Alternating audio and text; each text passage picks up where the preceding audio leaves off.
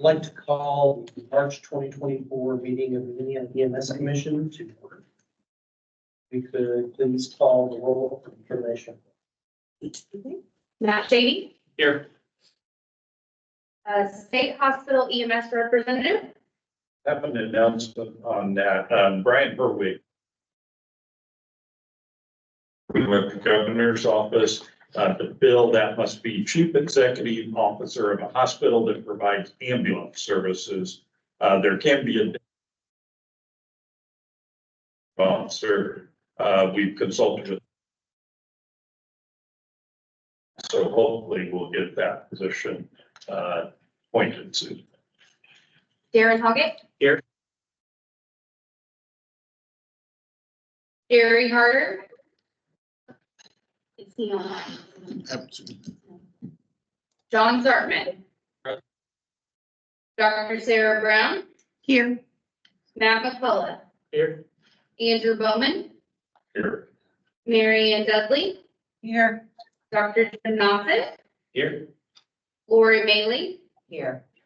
And Director Joel Thacker. Is he online yet? You have a form. So we will move to the votes by roll call. I think Director Thacker said he may have to leave in a half hour, so if he is off the meeting, then we can resume. If everyone could please stand and face the flag.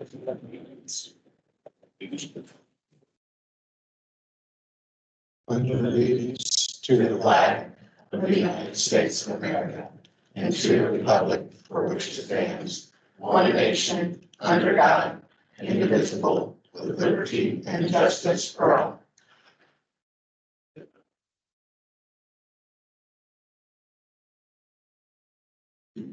Next on the agenda, adoption of minutes. Pleasure of the commission.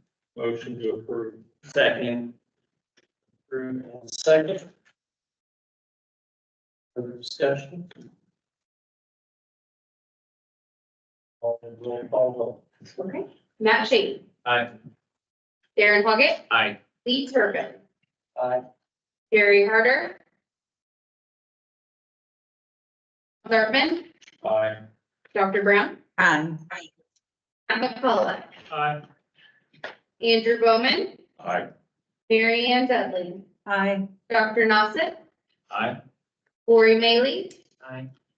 And Director Thacker. Yes. Motion passes. Moving on to honorary certificates. On the honorary certificates, you see what we issued, the typical cardiac arrest saves and stroke awards were the most common. I do not have any to highlight, nothing for the commission. Any?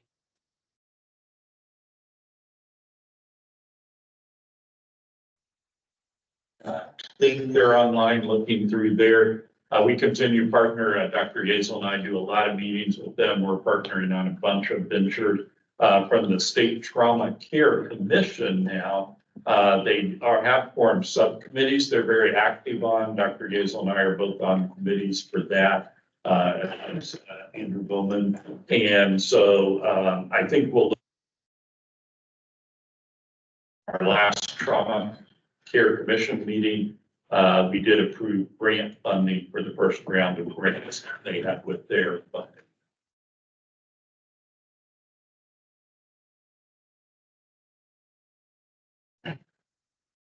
Hearing none. Legislative update, Director Kenny.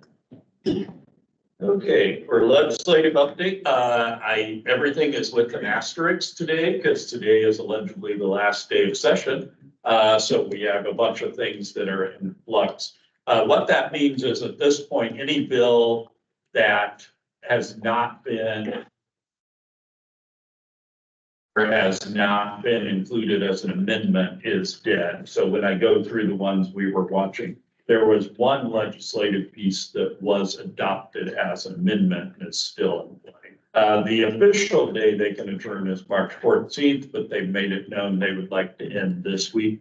So they're trying to wrap up today. House Bill 1118, mental health care for first responders. That one never made a hearing. 1142, Hoosier first responder medal self-sacrifice is something to be available to EMS and fire. That piece of legislation has passed both houses, will be considered by the governor for signature. It would essentially create a pathway, and Homeland Security would have to come up with the criteria. Someone would reach out to us, we would verify eligible, not eligible. Then that organization would need to reach out to a Indiana legislator to make a nomination through the governor's office. And then if the governor's office ultimately approves it, presumably our office would issue that. So there's a few which we did indicate, but it would be inclusive of not just self in terms of line of duty deaths, but also serious bodily injury, and we do not recognize for that. And so we'll have to, I'm sure we'll have updates if that's ultimately enacted. House Bill 13.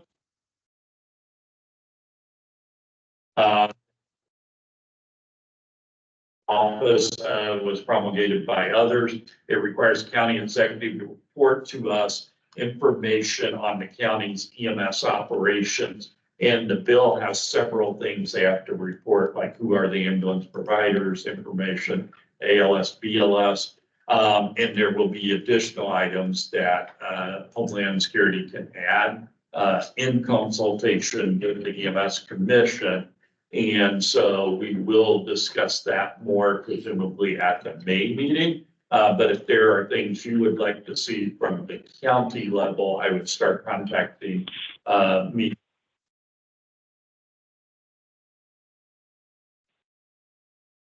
We want to be thorough and use this opportunity, but we also don't want to make a 50-page questionnaire that a county has to fill out. I think that is going to be a positive to show how EMS is funded and how it operates at the county level. That one has passed both houses and sent to the governor's office for signature. We assume it will be. House Bill 1378 did not pass the second house, and so that bill is dead. House Bill 1385,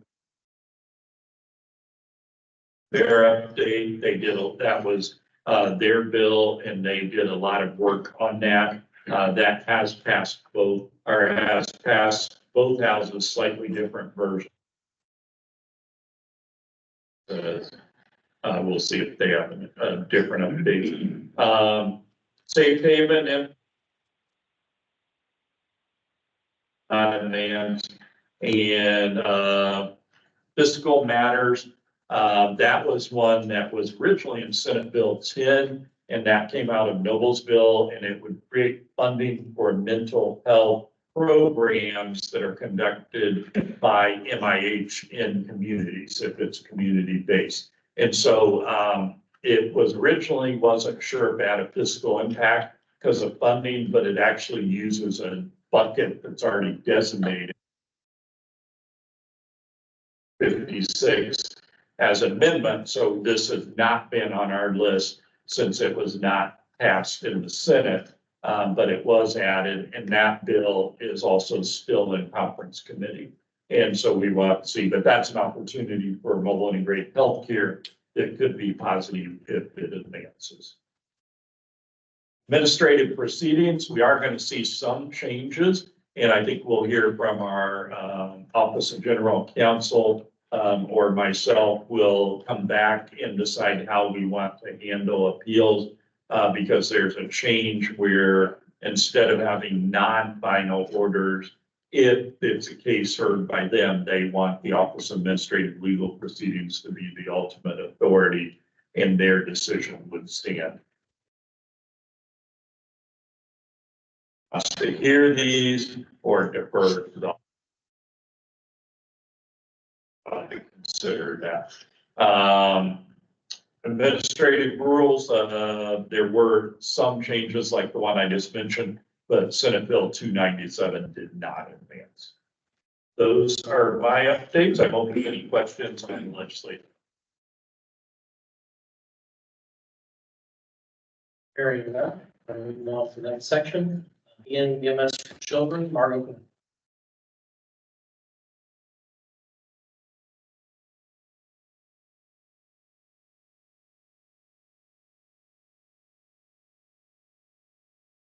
Hi, good morning. I'm Margo Kneffelkamp. I'm the program manager for Indiana EMS for Children.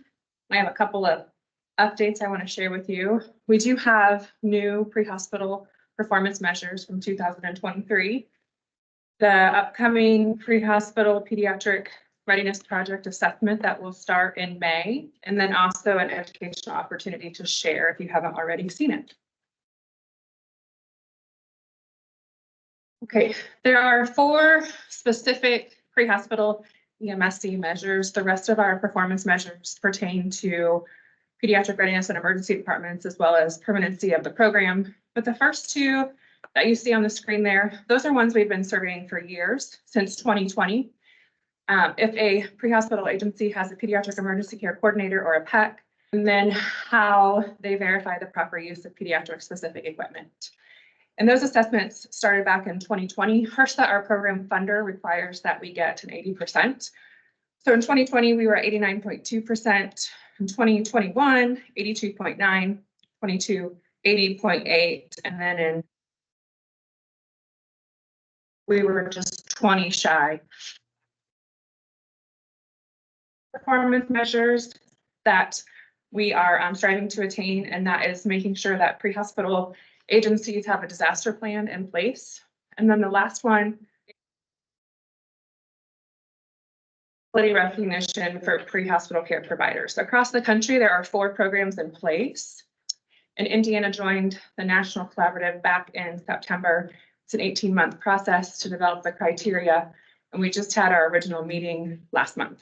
Dr. Greg Ferris is chairing that committee. Now, years past, we've been serving January to March. We had a nice break, but this will be our first assessment based on the 2020 guidelines of pediatric readiness and EMS systems. This is the team. There are 2 states, North Carolina and New Jersey, that are currently piloting the assessment, but we will get the invitation to start in May. This is just the buckets from the checklist that will be asking all EMS agencies to respond to public 911. There is a checklist overview. If you haven't seen it, there's one in the back for agencies who haven't seen the checklist. This is you can go ahead and take in advance of the assessment launching in May and self-assess yourself. And then there's also tools and resources where you can identify those gaps and make changes. So how to prepare, like we said, download the checklist. There is a toolkit that you can begin addressing your gaps. If you have questions, you can reach out to myself. And then in May, you'll get the initial invitation to take the assessment.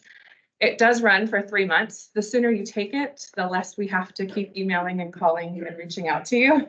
So we greatly appreciate it. And ideally, we would love for all EMS agencies that receive an invitation to take it, because this assessment is not going to occur for another 3 years. This is the baseline data that we need to see what kind of changes we can help our pediatric emergency care. It is 146 items. The more you have in place, the longer it's going to take you to complete. Those that are taking it in New Jersey and North Carolina, the average time has been 29 minutes. But again, get the checklist in advance, complete it, and then just put your data in when it's available to you in May.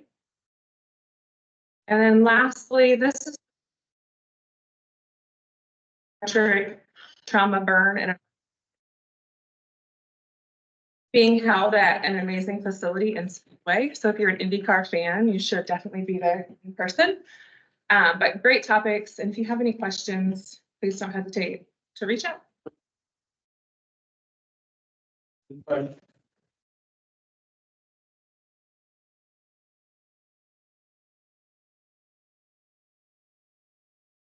Chief scientist. Might not be on. Okay, the main announcement they had is again that they have moved the conference to the first week of October, but will be a new location, Noblesville this year. So keep watching for more information on that conference for emergency response conference. Indiana Emergency Medical Services Association, 10 minutes. Or possibly on minutes.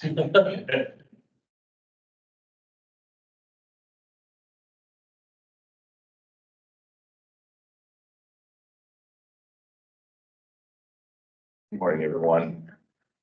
IAMSA has a couple conferences, dates to remember coming up. First one is our May 11th, 2024 at White River State Park. We will be doing the Running with Shears EMS Memorial Foundation fundraiser. EMS Memorial team is stepping aside. So this year we will partner with them because it's a short date.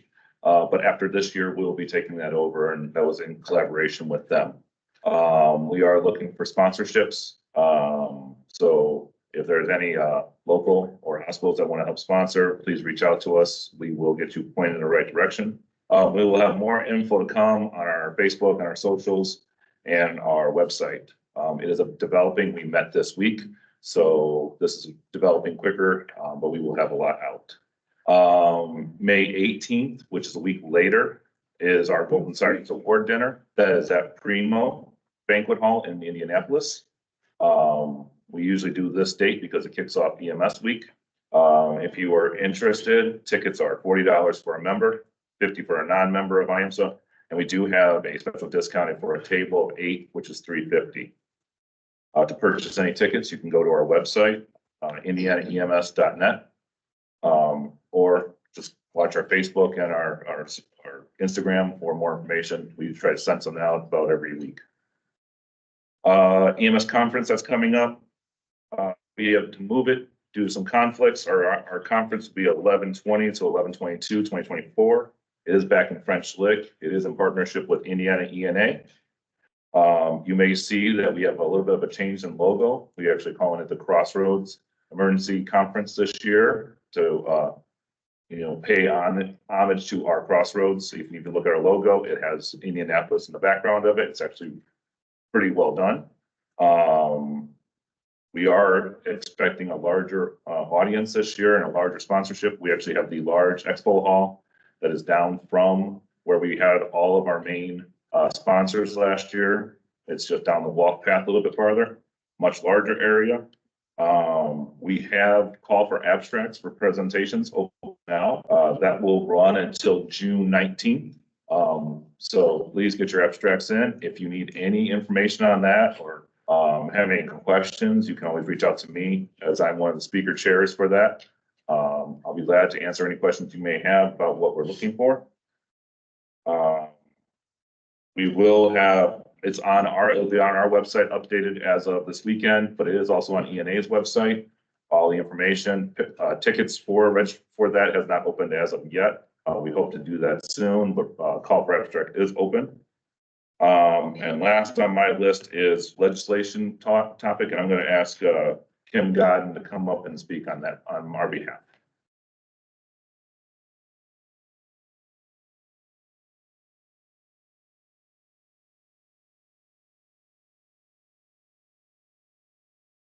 Morning, everybody. Hi, everyone. I'm Kim Godden. I chair legislative affairs for the Indiana EMS Association. We had a successful lobby day last week where I think we had over 60 state reps and senators come by and join us for lunch and talk a little bit about some of the initiatives that Mr. Kinney had already talked about. Mentioned with respect to House Bill 1385, and last commission meeting, I spoke about this bill. This is the bill that would ensure that we have fair reimbursement from commercial insurance. The bill has passed the House and passed the Senate. It's in conference committee because the Senate had asked for some provisions of a different bill, Senate Bill 10, to be added in with regard to community paramedicine. So the House sponsor agreed to allow those provisions in. But our bill, which will set the rates at 400% of Medicare rates and mandate that payment needs to be sent to the ambulance, the EMS agency. So no longer will patients be receiving those checks and then we have to chase the patients for those funds.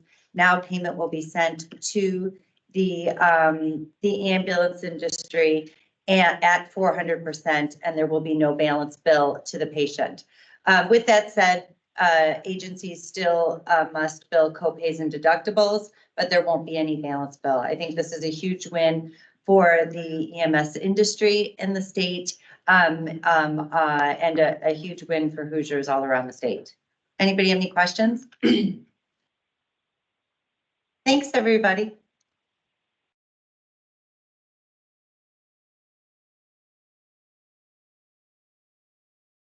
Education oversight. Thanks, Mr. Chairman. I'm excited to say that we met a few weeks ago, had a lot of good, strong discussion about where we needed to go with the advanced EMT program. I'd like to submit to you the following statement from those meetings and so forth. That, as you know, that the National Registry is sunsetting the advanced paramedic psychomotor exams and advanced EMT and paramedic psychomotor exams as of the end of June. Paramedic cognitive exam is an adaptive test, whereas the advanced EMT cognitive exam is still adopted to continue to have a psychomotor exam for the advanced EMT.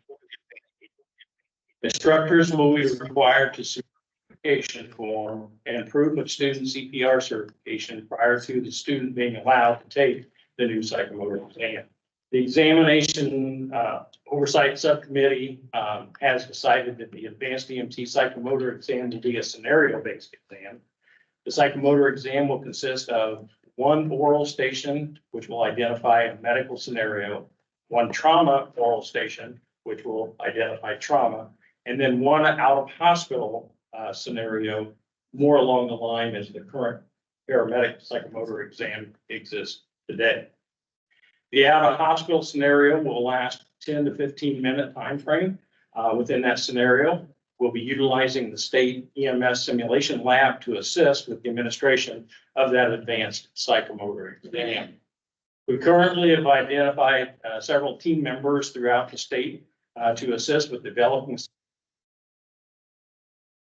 It will be people writing the multiple scenarios and will then meet and submit those scenarios for medical director approval and review as a group. These individuals will be required to sign a non-disclosure agreement. And this practice, this is the practice that the National Registry has done for years.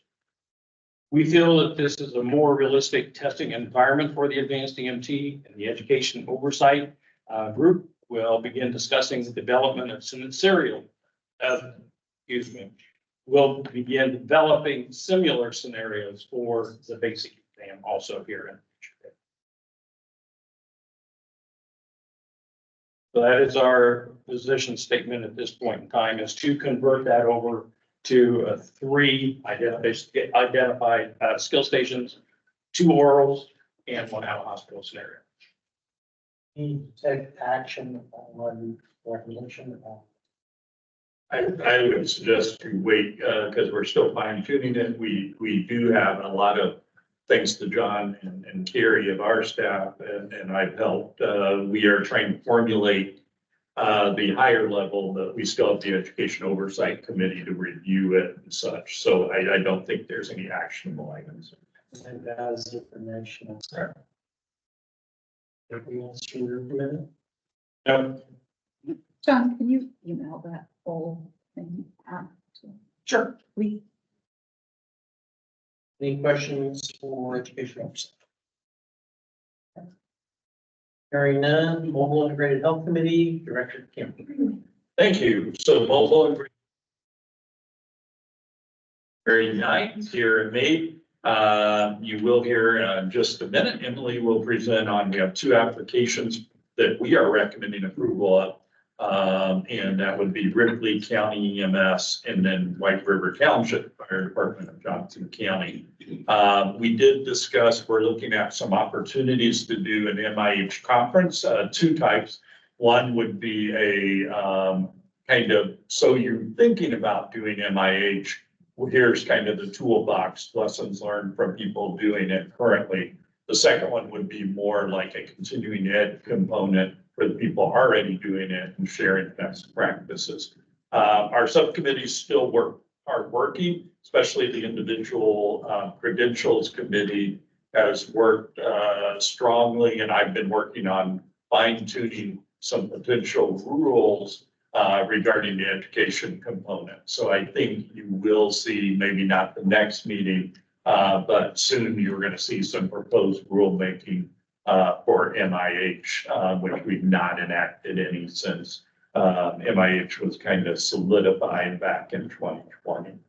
Our next meeting will be on April 12th, 10 a.m. here at Bade, open to the public. Those are well attended like the EMS Commission.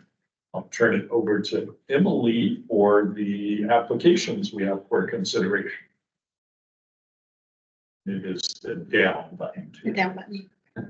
All right, I am much shorter than the rest of the prisoners today. Okay, so like Director Kenny stated, we do have two applications that we're going to review today. The application process is the like more information on that, you can always go to our IDHS website and look up MIH, and the application process is there. There it goes, sorry.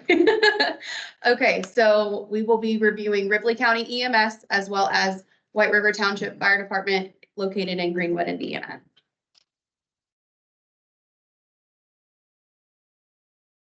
Okay, so Ripley County EMS, they're located in District 9. They will primarily be covering Ripley County. So they will be offering hospital dismissal, post-discharge follow-up and readmission prevention, as well as post-response follow-up for certain emergencies, diabetic counseling and monitoring, chronic disease management, decreased utilization of the EMS system, by high frequency patients, substance abuse mitigation, mental illness mitigation, OB and newborn management programs, elderly management programs, including falls, immunization and vaccination initiatives, as well as wraparound care, which includes referral to multidisciplinary agencies across the patient's lifespan.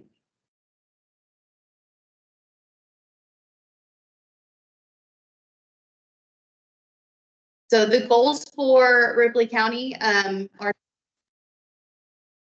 on health concerns of the patient, as well as providing appropriate education and materials for things such as proper home safety and medications, like how to take medication as directed, or what the medication or what the prescription directions mean, things of that nature. The providers will also be doing home risk assessments for patients within the program, with a future focus that includes falls, transferring within the home, and independent living and aging in place. At this time, they have no additional training requirements for their program, just their original station requirements.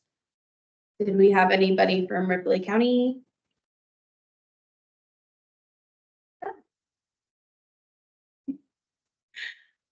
So we will move on to White River. So White River Township Fire Department, they are located in Greenwood, which is in District 5, covering Johnson County. They will be offering hospital dismissal and post-discharge follow-up and readmission prevention, post-response follow-up for certain emergencies, diabetic counseling and monitoring, chronic disease management, decreased utilization of the EMS by high-frequency patients, substance abuse mitigation, mental illness mitigation, elderly management programs, as well as immunization and vaccination initiatives. So their program, their goals are to help those in a crisis as they deal with the opioid crisis in their community.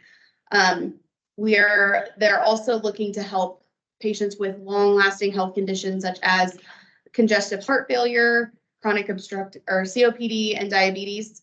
The goal with these patients is to reduce hospitalizations over the long term, and help them become more vibrant and active in their lives as they manage these health conditions. They would also like to work with their elderly populations and assisting them with making their homes safer to navigate through by recovering or removing trip hazards, as well as make sure that their medications are prepared in a proper manner. Medication errors in the home. So they will be using paramedics to staff their MIH system.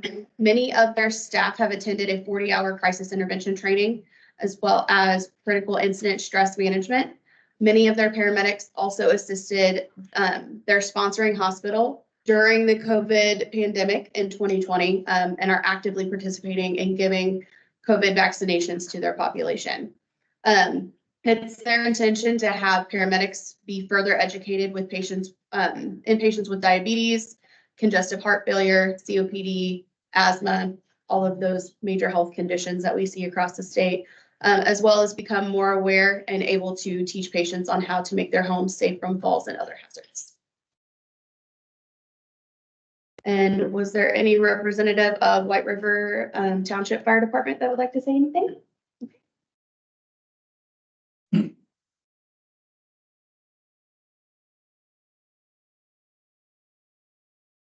Good morning, thank you. My name is Rodney Hayes. I'm the EMS Division Chief at White River Township Fire Department in Greenwood. We're excited with this program. We've had a lot of good response from elected officials as well as the local government or the local citizens in the township. We're working right now, putting things together to start the program. The kind of the soft rollout of it's going to be during the eclipse. That's what the goal is to have the soft rollout then because of the unknowns of what we're going to have there. I kind of hope for a day like today, but that's just me. I also had the opportunity to go and ride with Shane Hardwick at IMS for a day and learn more about their program and how that program has benefited the east side of Indianapolis. And we look forward to helping all the people that we have in Johnson County because we're not just going to focus on just on the White River Township Fire Department. We're also going to be able to help people in the other areas of the county when the need arises. Our program is going to be a 24 hours a day, 7 days a week, 365 days a year. We'll have a paramedic in a non-transporting truck to do that. It'll be fully staffed with all the ALS gear as well. That way, when we have a PI entrapment, that person can be on that. If we have a cardiac arrest, they can go help the crew with that. If we have a gunshot wound, we can go help with that. So it's going to be a all-encompassing, if you will, for the citizens of Johnson County. Any questions? Thank you very much. I mean, President Committee, we were both impressed and we think that's innovative also on White River to have the 24-hour-a-day access. Because as we know, sometimes overnight, sometimes when you get calls from people that need mobile and great help more than an ER visit. So that would be interesting to track their progress. The committee unanimously recommends approval for Ripley County EMS and White River Township Fire Department out of Greenwood approval as MIH programs. Motion to approve.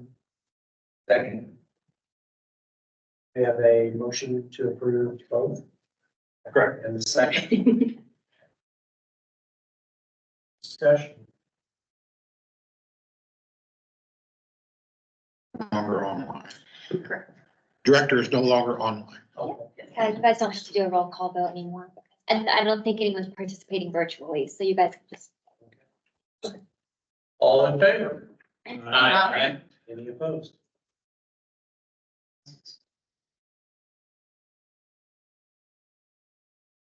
On to new business, 2023 EMS annual report. Director.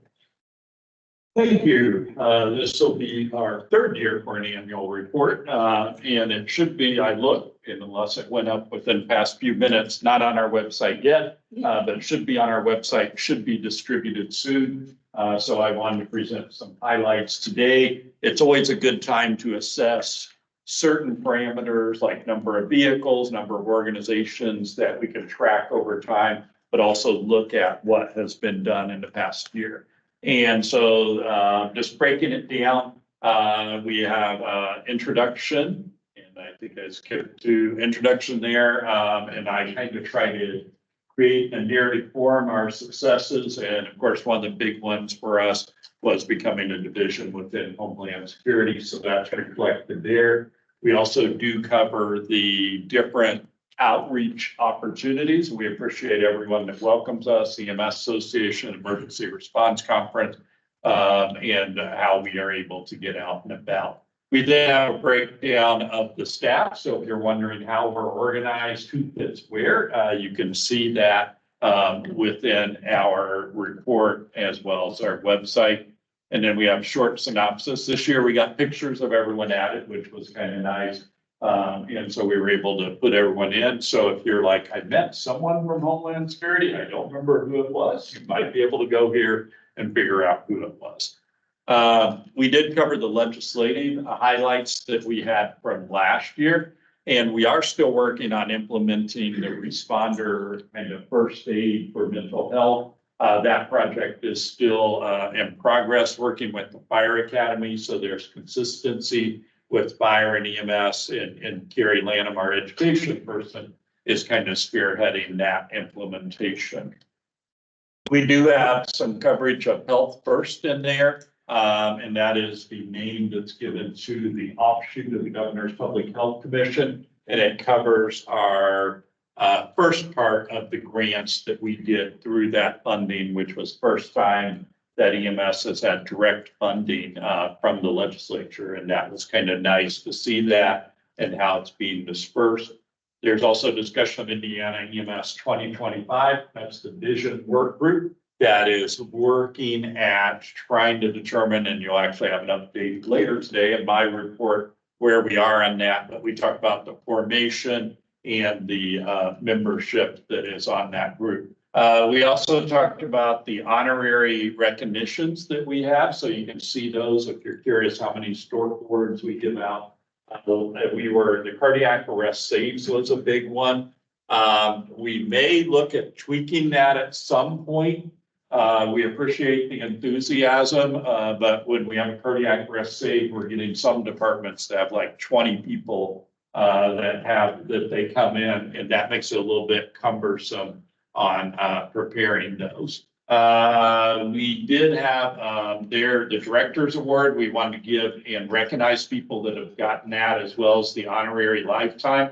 The honorary lifetime, we still get submissions. That's the old term, and a lot of people think that's the one you get when you retire. The honorary lifetime, by being honorary, we focus more on people that were never certified. So if you're already an EMS responder and you get recognized, you're going to be emeritus or another type of recognition. We did have at the bottom there, we always pause to remember the line of duty deaths that we have. And we did have EMS Star Life recognition for Kurt Matthews, Kyle Osgood, and Michael Wilcox.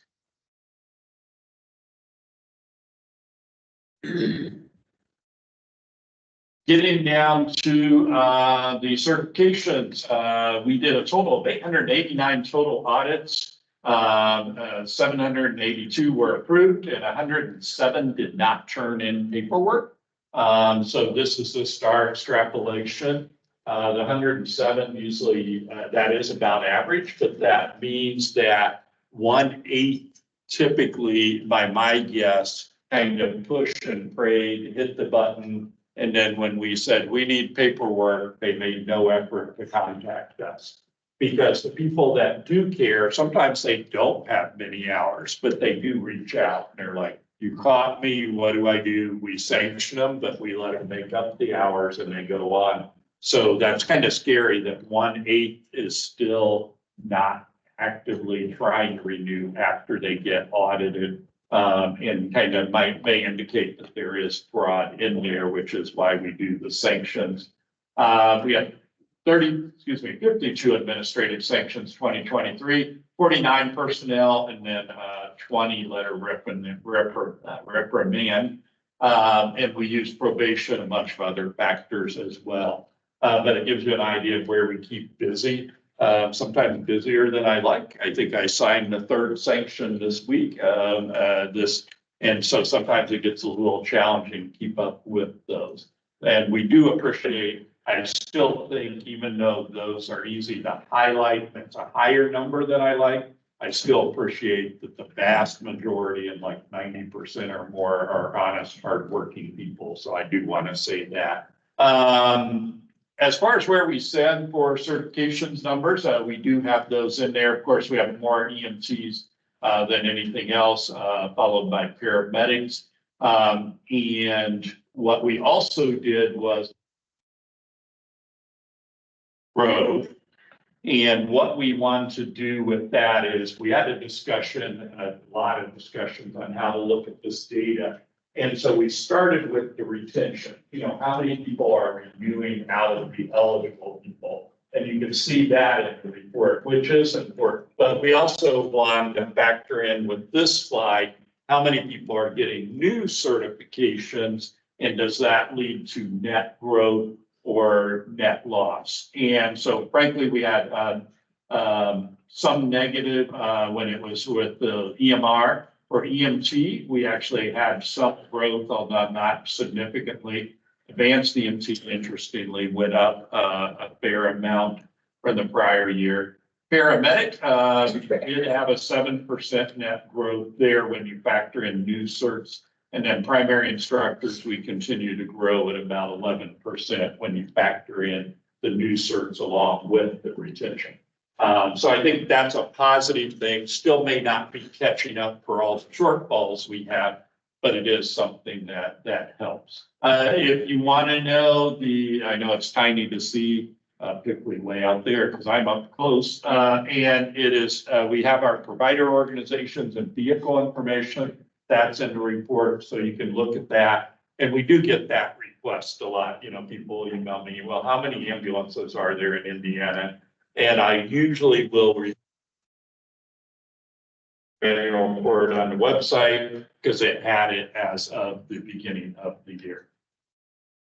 We did have a section on EMS data. And so we had 306 EMS agencies required to report. 99.7% were reporting by our calculation. And so really it's everyone, but people kind of drop off. Sometimes either it's a technical glitch or a change in staff. And then that's where Ken's job comes in, that he has to reach out and kind of get them to be back on board. But I think when you look at the annual average, it shows that we have done a great job, and it still shows the validity and the power of the EMS run data aspect of what we have. EMS incidents, you can see, and I talked a little bit about this recently when I was talking elsewhere. I guess I was interviewed yesterday. That's where I was talking about it. And we used to be around 750,000, 800,000 a year around the late, 2018, 2019. And for the past 3 years, we saw a big jump after COVID. And we're like, is this COVID related or is this going to maintain? And we seem to be maintaining around 1.2 million incidents a year. Because we supervise the data side on the for fire, we also do have the fire data there for those interested on that. I did tell Ken, I thought it was a little interesting. When you look at it, it's not up here, but when you look at his types of responses, he had EMS and fire side at around 60%. And I feel like it's probably higher. If you look at national averages, usually the fire service that's doing EMS, it is going to be a higher number.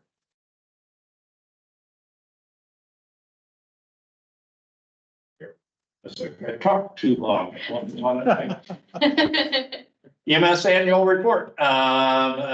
When we also included in it, we have our mobile integrated healthcare, and thanks Emily. And a lot of what goes into this, a lot of work for me, but then I have each of those sections and to come up with the data. So I want to acknowledge all of the staff because they contributed to it. Most of the data elements of this.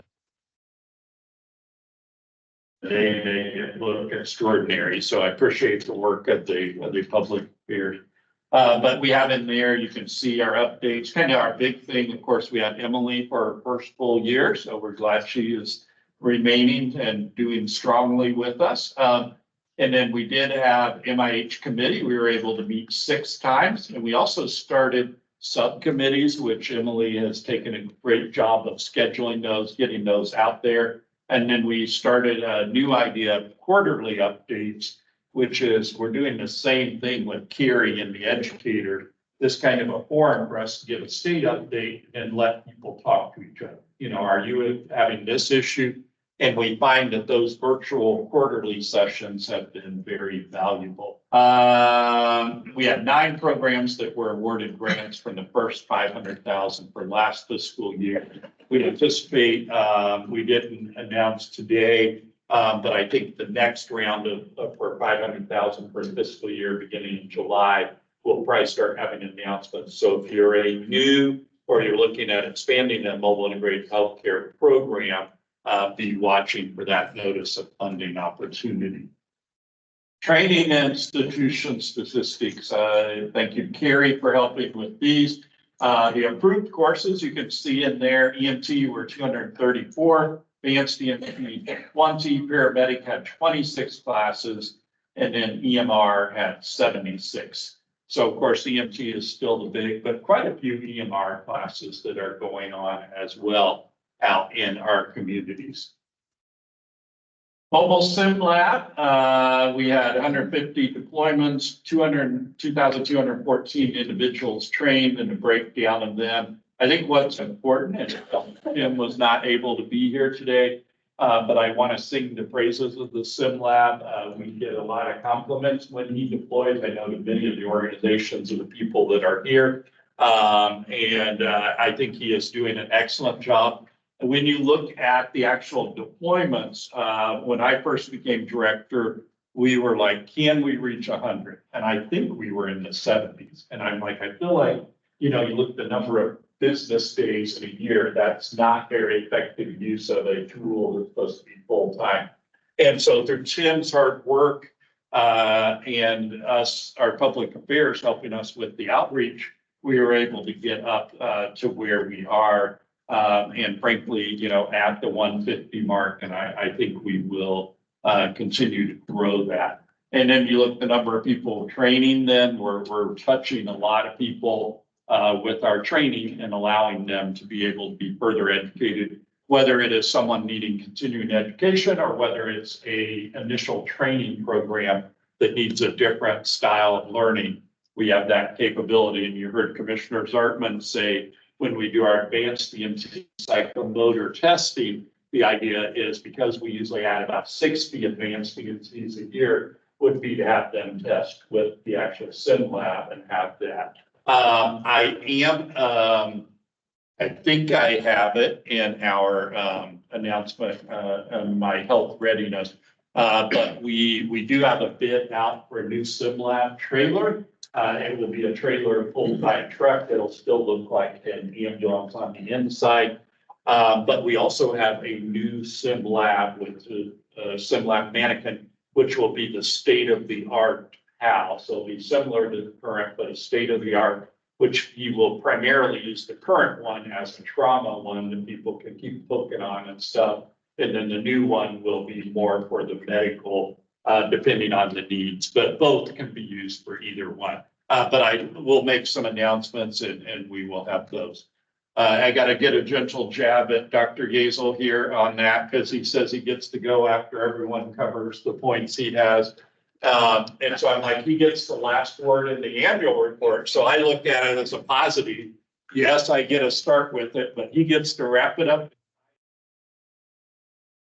And I enjoy reading kind of his take on the year. A lot of times he's not read my take on it. So when I read his, it's curious to kind of see, you know, how we each analyze each of the years. So that is the annual report. Will be on the website. People can access it.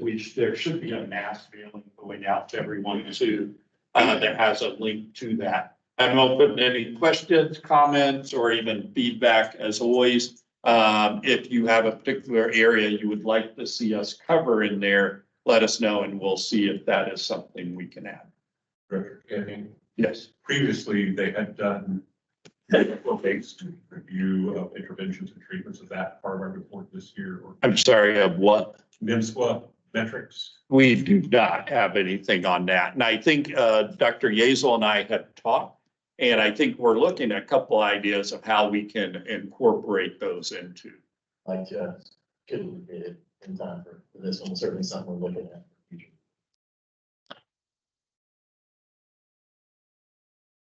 Other questions for Director Kent? Hearing none, moving. Director Kenny and the IU Bowling Center. So this next part, so we had the Governor's Public Health Commission, as you know, and you've heard for several years.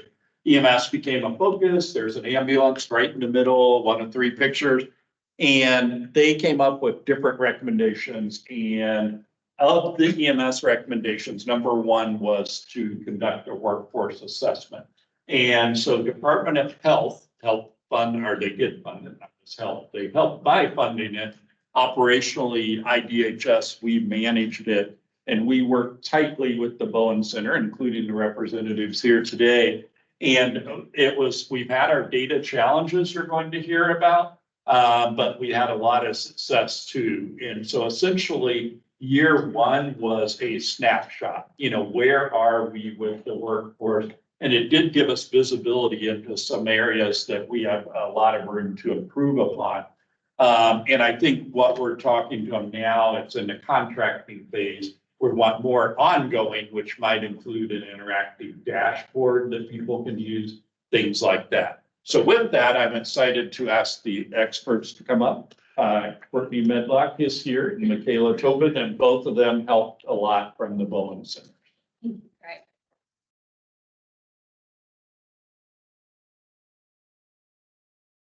Great. Thank you so much. My name is Courtney Medlock. I serve as Assistant Director of Policy and Strategy at the Bowen Center.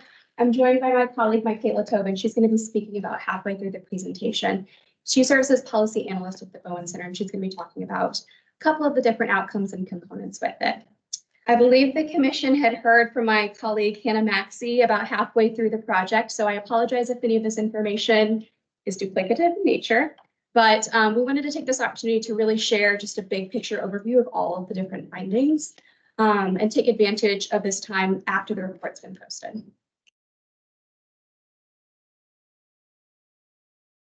Okay. Sorry, I'm playing with the clicker here. Okay. Our overall project explored 4 different areas, and I'm going to share updates from Evaluate and Train, and then Michaela's going to take Retain and Target.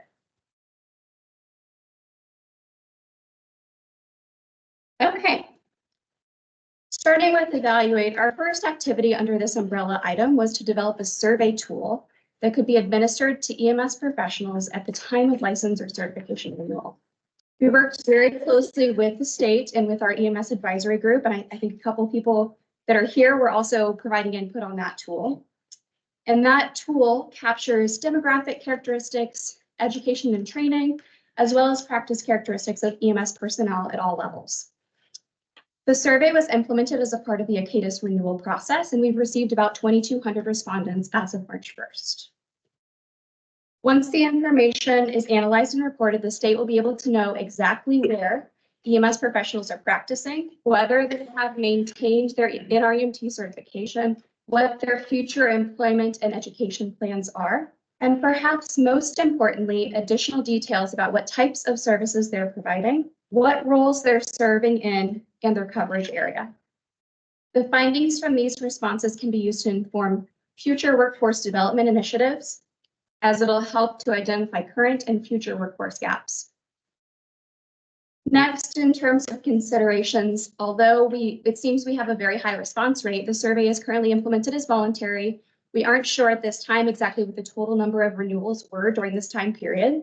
So it is likely that there were some responses that fell through the cracks, and those might be future opportunities for future long-term consideration as to whether the commission or the state would like to require the survey through administrative processes. Finally, the responses to this survey will enable Indiana to have a better picture of the EMS workforce and be able to monitor trends over time. The status of the EMS workforce should be presented to the Governor's Workforce Cabinet and any executive branch agencies that might be an important partner in enhancing the workforce long-term. All right, our next activity under this evaluate category was to better understand the perspective of EMS training institutions as to the training landscape and demand. We worked with IDHS to develop a pulse check survey that was administered to all active training institutions. At that time, we had 125. We received responses from about a third of those training programs. There were various different data variables included in the survey, and through the full technical report, you can check that out for a more complete breakdown of the findings.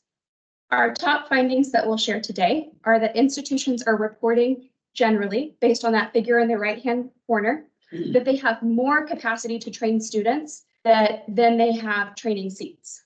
They have more capacity to train than they have students sitting in the seats.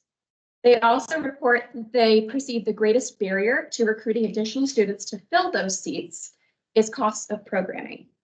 The timing of this survey distribution to the training institutions was right around the same time that IDHS was implementing the EMS training grants.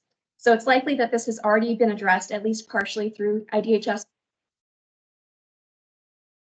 However, we've drafted at the bottom here a few additional considerations regarding these findings. First is that although we've received responses from about a third of the training institutions, there were many institutions that were not represented in the data. The survey could be required as a part of training certification renewal or as a part of a condition of receiving the grants. This would give some insight into any of the landscape that was not captured. Next is that the findings of the survey could be used longitudinally to evaluate state investments. We'll share in the next couple of slides what comes up next for this project in terms of evaluation, but we are planning to re-administer this survey about a year after its initial distribution. Investments have been made to support training, and it would be beneficial to compare the assessment pre and post those investments. Next, we learned that through this project that the information that's captured through training institutions is done so on a PDF or through paper response, including the training certifications themselves and training reports. This has resulted in a manual process to organize the information and report on current approved trainings and training outcomes. Migrating to an electronic data collection process would make it easier to keep tabs on that information. And then finally, encouraging local collaboration between EMS training programs, local workforce contacts such as Work One centers and high schools would increase awareness of EMS careers and training available in local communities and ideally fill all those training seats.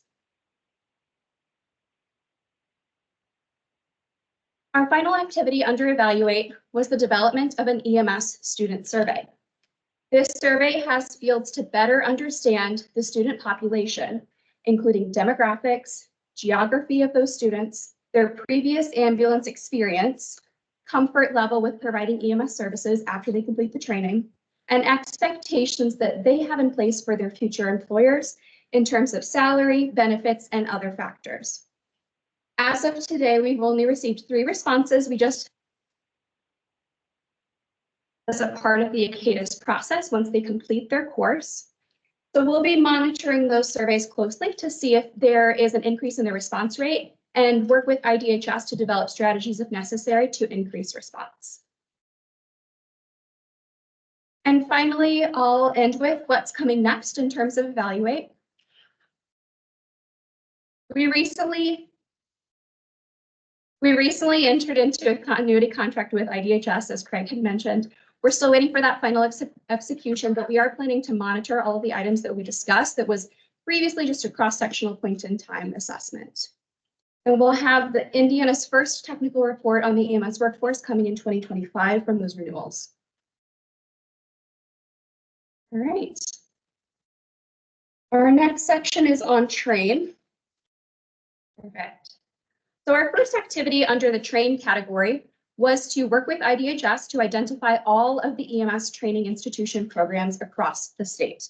The numbers that we shared here, I'm not going to go into detail because I know Craig just shared them as a part of his report as well. But we found that there were 125 in total, and EMT was the bulk of those. But those counts that are on the remaining rows on the left-hand side are not, there are programs that of course train multiple different EMS levels. And then on the right-hand side, we did map those programs geographically, which I think is the first time that the training institutions have been mapped geographically. You'll see on this that there are different dots, different shapes that represent the different types of programs or the different personnel that are trained across the state. But in the full report, we also have maps dedicated to each EMS level so that that could be explored individually if desired. So related to this, what did we do? I just shared, we kind of compiled that into one inventory. What did we find? We found that some of the rural counties in Southwest Indiana lack training at all levels, and I'll go back just so we can see that again.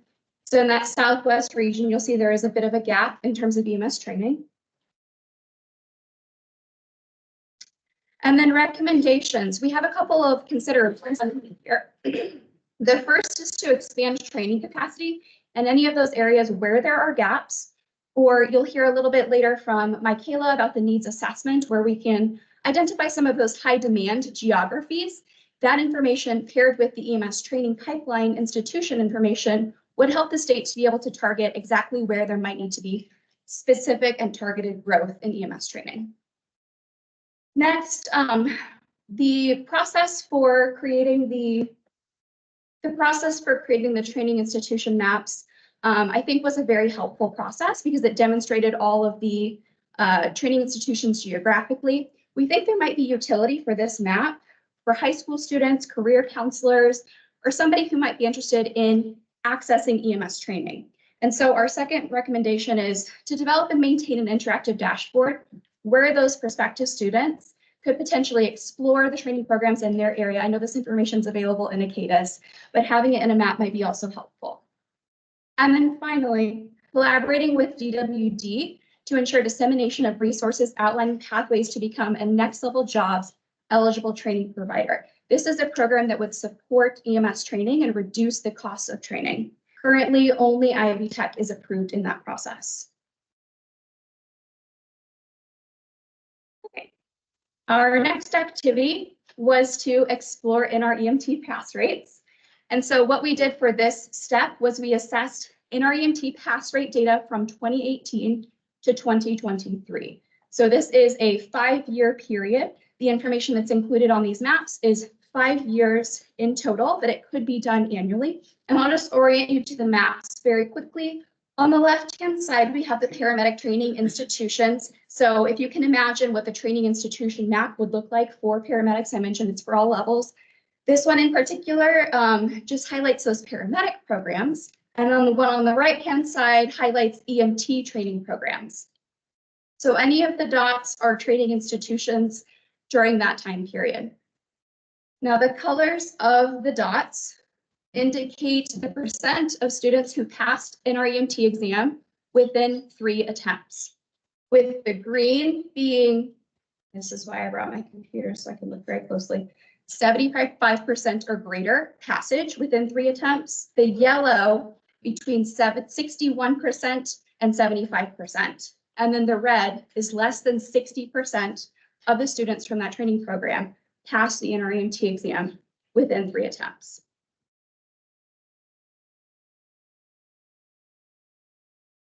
Not to skew your data, Yeah, but red is less than 60, which would imply 59, and yellow is 61, so you're getting 60%. Thank you. Maybe a small thing Thank you very there. much. It's definitely a labeling issue, not a data issue with this one, I guarantee that, but thank you for that. Okay, so what did we do as a part of this activity? As I mentioned, we created those maps. What did we find? So in summary, in 2018, and remember the span of the data that's included on the maps is from 2018 to 2023. So our next bullet point here kind of describes the progress between those two different time points. In 2018, Indiana ranked 48th in our EMT passage for EMTs and 45th for paramedics. That did improve by 2023, where Indiana was 44th for EMTs and 36th for paramedics. Our next finding generally is that there are wide variations in pass rates. So you can see here, the state is all across the board, but even in a single county, there might be pass rates that vary across training institutions in that geography. But we also have some geographies where there are generally lower pass rates or generally higher pass rates as well. So depicting those rates visually reveals the areas of the state where there might be difficulties. Next, in terms of our recommendations for this area, excuse me, we think it's important to leverage the 2025 training survey, so that repeat survey of those training institutions, and couple that data with the NREMT pass rates to better understand what's going on in those training programs that are succeeding or those training programs that are having difficulty with their students passing. Our next recommendation here is really around peer learning. So we think it might make sense to identify and elevate those high-performing programs, perhaps demonstrating them as case studies or having some sort of peer learning opportunity, so that those very successful programs with very high outcomes could demonstrate what is their secret sauce, what's going on that makes their program result in students with higher pass rates. And then next is public program level reporting of NREMT pass rate data, and I'll go into that in the next slide. And then finally, just that highlighting that opportunity for peer learning across the state to enhance those pass rates and monitor it longitudinally. So next, our recommendation on the previous slide. Our recommendation on the previous slide was to identify opportunities for public program level reporting. This has been done historically through IDHS.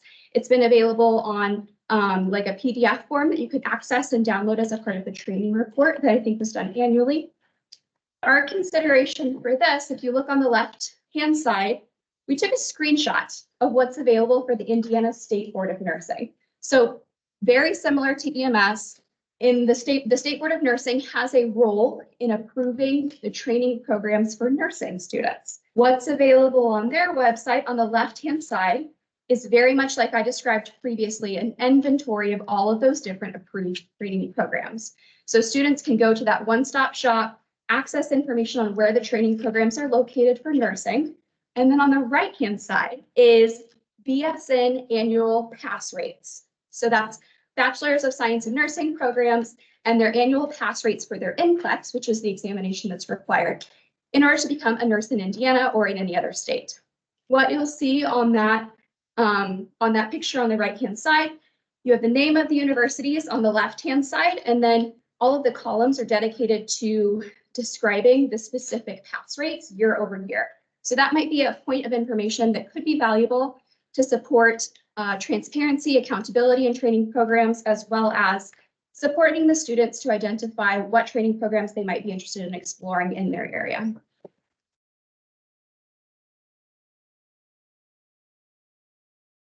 Next, in our final activity under training is regarding early pipeline perceptions. So what did we do as a part of this activity?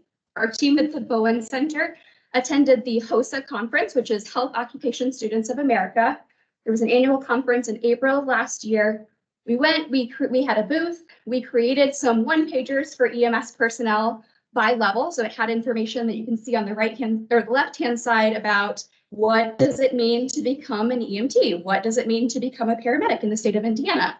We had some information about what the EMTs or what those EMS personnel do. What is the job outlook using national and state labor data?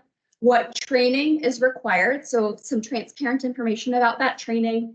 And then where do I get started or where can I go to learn more? On the right-hand side, we have just some key data facts about the EMS program or the EMS certification level. So we developed these one-pagers. We had a booth. We brought all of our one-pagers. We had students coming up to us. Michaela actually was there and staffed the booth.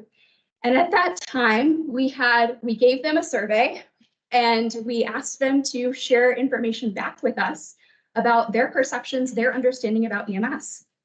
We administered, we tried to understand exactly what their desire was for EMS or what specific health career they were interested in. So the audience for the survey was all of these students who know that they're already interested in healthcare or they're exploring healthcare careers.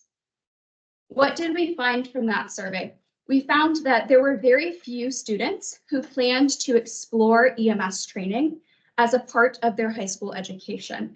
So there has been a change through the Department of Education for graduation requirements, which includes requirements for employability skills, which are work-based learning, and post-secondary ready competency. So things like apprenticeships or state certifications.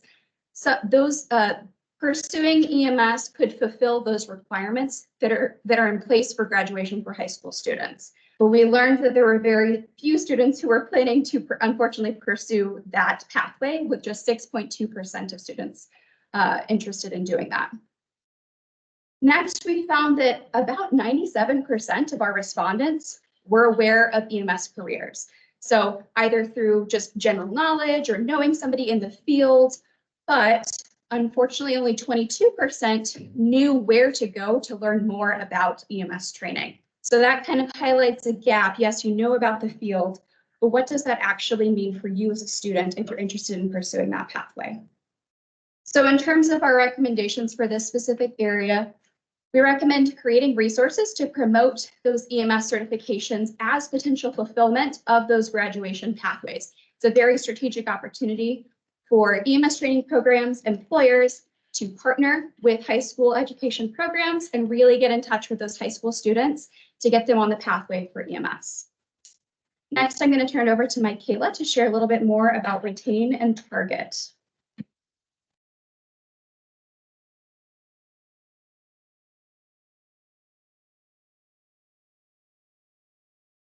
Okay, retention. So as we move from training to retention, it's important for us to understand that we need to keep our Hoosier trained students in the workforce. We need to keep them in Indiana, and just because they enroll in a program doesn't mean that they complete the program and ultimately obtain licensure or certification.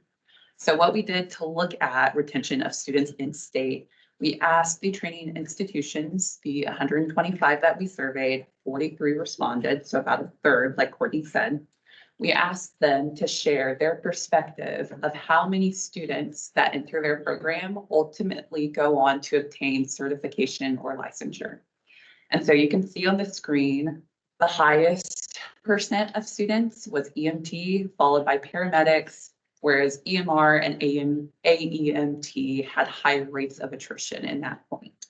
What else we found when we asked them to elaborate on what they felt was driving the percent of students obtaining licensure, they really felt like NREMT exam passing was a barrier.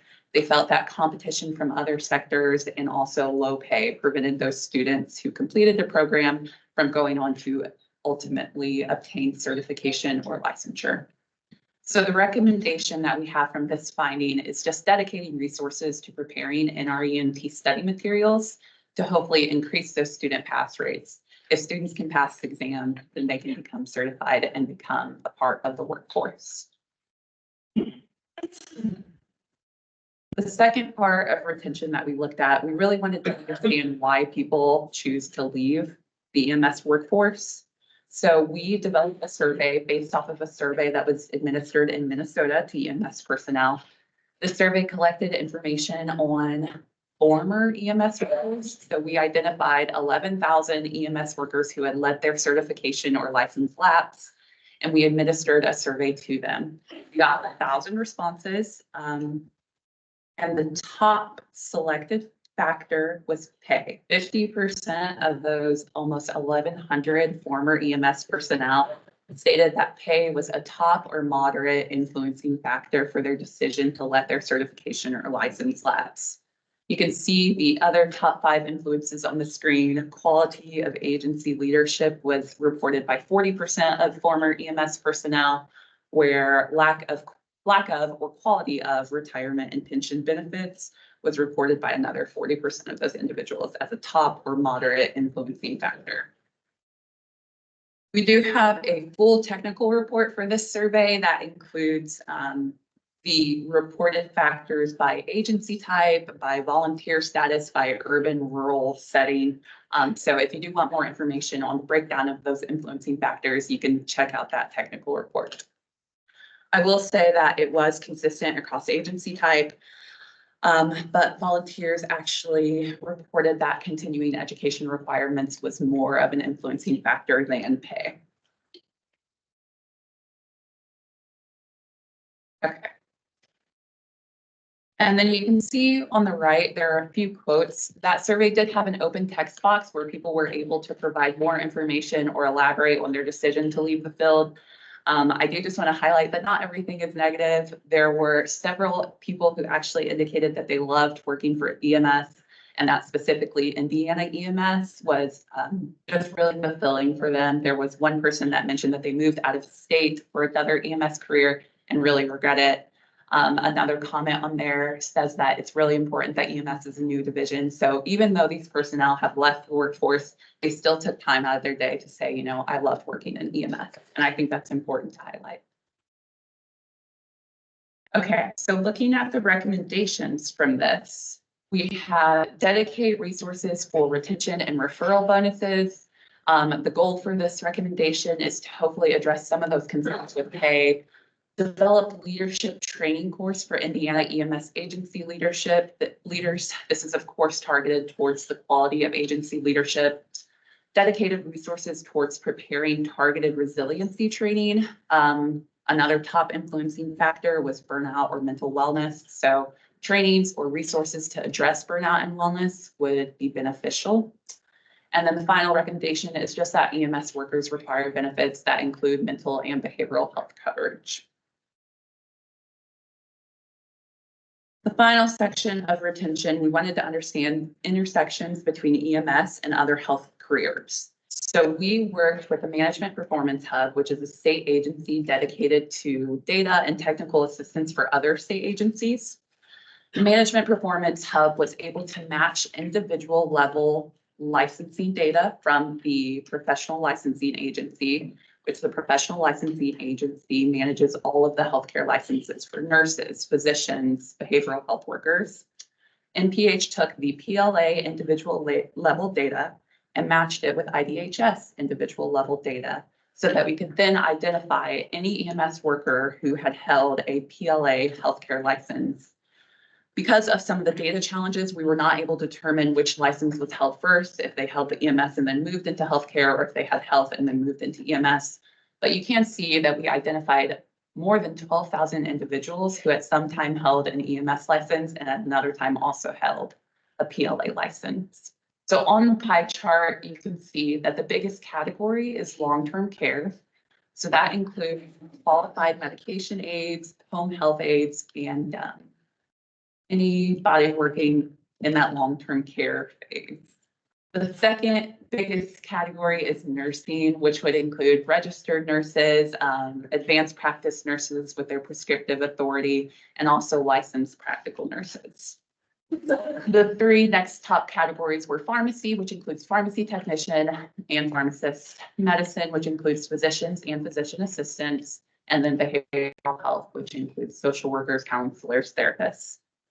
So the recommendation from these findings is really exploring more how we can use the data to understand which careers were stepping stones into EMS versus which careers were stepping stones out of EMS. So that's probably the most important next step. And then that is it for retention. So moving out of retention into targeting. This one is a county level needs assessment. So as Craig mentioned, the governor's public health Commission had recommendations for EMS, and one was a county level needs assessment to understand each county's unique EMS environment.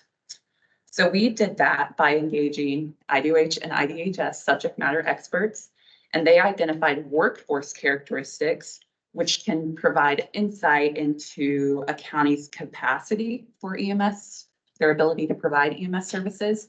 And then we also had population characteristics. So the population characteristics serve as a proxy for EMS demand. And the characteristics that we included, I want to read them just so you guys understand which ones are included. Asthma, opioid overdoses, seizures, and ED utilization. So those were the population characteristics that were included in this county level needs assessment. You can see here that we have a few counties depicted. 0 is the state average. And you can see as we go to the left, those are the counties that have lesser capacity to address their specific population needs. And as we move to the right, those are the counties that have the greater capacity to address their specific population needs. You can see St. Joseph County is the county that has the lowest capacity to address their unique population needs. And I know that that is specifically driven by their ED utilization rate. I think it's very high compared to other counties.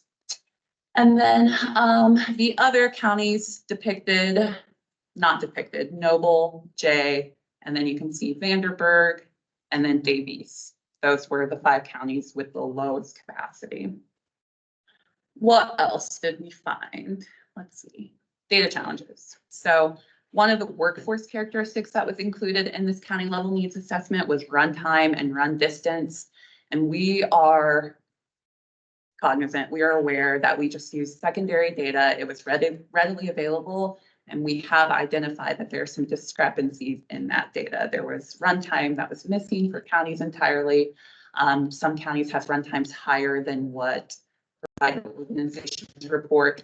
So I think it's just really important that we look those data challenges in the face and use our findings from this county level needs assessment to inform discussions and target initiatives. The recommendations out of this, I guess, going back up to what we found, there is a wide range of county level resources to address population needs. As you can see, St. Joseph County versus, I believe it was Franklin County, there's just a wide range within the state of Indiana. Recommendations, the first one would be standardized reporting of runtime information. It seems like that might be an issue that is coming up in multiple avenues.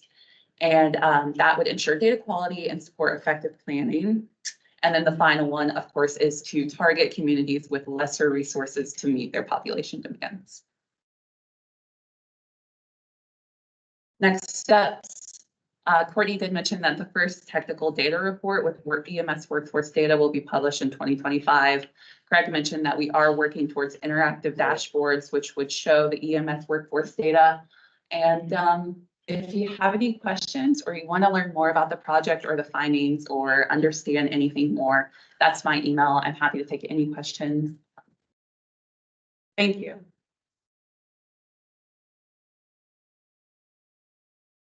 Not mention the #1 license that EMS shares with the I didn't mention that.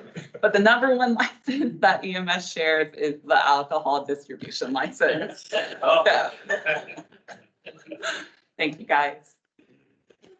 I will say, for the commissioner's benefit, we did look at these with Indiana EMS 2025. We spent well over an hour deep diving on recommendations, and we will likely adopt some of those. If the commission, as you review these, we're still reviewing them as staff. If there's areas that you're like, I really wish we would do something, let me know and we can make sure. But we're going to take a serious look at all of them. Some of them are actually in progress right now. It's like say a couple of things. Oh, one, awesome job. You guys did a tremendous job putting this information together. Very enlightening and great recommendations. So we're looking forward to seeing what we can do to take advantage of that. And so well done. One of the things that bothered me, quite frankly, that flashed up on the screen was that Indiana is 48th in pass rates for EMT classes, and 45th for paramedic classes in the country. That really disturbs me because we're smart people. I mean, really. And if you look at the people we have out there as medics and EMTs, they're fantastic. They're great programs. That really bothers me. And so that I don't think I'm not sure that it's a commentary on the public taking the classes. I'm wondering if it's all of those red dots up there that we somehow need to assess and say, what's going on here? And I know that the division of EMS is really works hard to try to do that stuff. And so I don't even know the answer to that, but I was just struck by that and wondered what in the world can we do to make that better. And I do want to just clarify that that number, I believe that you're referencing was 2018. And then 2023, I believe we're more in the 30s, 40s area. So we have increased a little bit. Yes. 44 EMT and Making progress. Okay. Thank you. We got a long way to go. That's right. That's right. So, you know, you may have a small training institution that has only 6 people testing. Right. And all 6 or, you know, 3 out of those people test, because they're just looking at how many people test. And if all 3 pass, boom, they have 100% pass rate. So that's something to keep in mind, that it can be skewed a little bit. So, you know, if you have a larger training institution, your numbers are going to look different. Right. In 25, we discussed that. I do think it's our intent to start looking at those underperforming. That's why we thought it'd be helpful to even map and see if there are regional issues. And we want to see what we can do. We're not judging. We want to see what we can do to take them to that next level. And I think we have some of our Health First like test prep package, I think is going to be important, because I feel like when I visit around the state, I feel like our training institutions are doing an excellent job of training up people, but then for some reason there's a disconnect with the exam.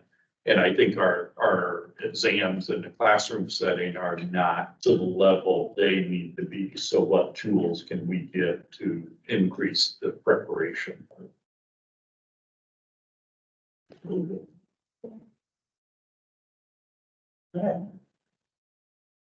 Next up, New Integrated Healthcare Committee position. So earlier we talked about the EMS commission opening, and I did have at least one inquiry. Again, if anyone is interested in the hospital position, just email me or someone, Director Thacker in our office, because we then send it over to governor's office. But it's usually a letter of interest, the background, and then curriculum vitae or a resume, and then that is what they need. They do, by statute, they have to be split by political parties, so I have lost count. The governor's office says that. I don't know if that makes a difference for this appointment or not, but we may need to know the political party of the applicant. But moving on to the MIH committee, this is something the EMS Commission established back in 2020, I believe, the membership that we have. And when we had this, and the list is up there, one of them, we struggled with the MIH Community Paramedics program, and we dropped that last year at our request, the commission. For college and university, initially, the recommendation was to have someone, and it made sense because some mobile and graded health programs benefit greatly tying to a college or university to get that kind of data background and the resources that are there. However, Dr. Schwab-Reese basically said she wouldn't be able to participate due to her schedule changing and then also some health challenges. So I said, you know, well, do the best you can. Well, we went. So we can replace because the commission deferred to staff to put people on, but because you created the positions, I have a clarification that I'm asking for. We are a staff on the college or university, and that would be, can we replace that with education/patient advocacy? And the reason being is we're having problems finding a college or university rep, but there may be some education components that we could consider. And we have some interest from patient advocacy. And I think in a way that substitutes for not having a patient on there. You recall the reason we dropped the patient was because it's hard for them. The whole purpose of MIH is to reach them in their homes. And we're saying you have to attend so many meetings in person in Indianapolis. It's not feasible. But it's our recommendation to substitute college university category with education patient advocacy. And one of them we're looking at, for instance, is AARP has taken an interest and they've really been advocating for their membership and spreading the word of MIH. And they were very supportive during the legislative session. And so we're taking a heavy look at adding them to that committee as well, since they represent, frankly, the bulk of the population, which are seniors. So with that, I would request to change the membership of the MIH committee to replace college university with education and patient advocacy as a membership category. Pleasure of the bench. So moved. Go ahead. So moved. Second. And seconded by Commissioner Zarvin. Any discussion? All in favor? Aye. Any opposed? Motion passes. Okay, moving on to old business. Solar Eclipse 2024. Robin Stumpf.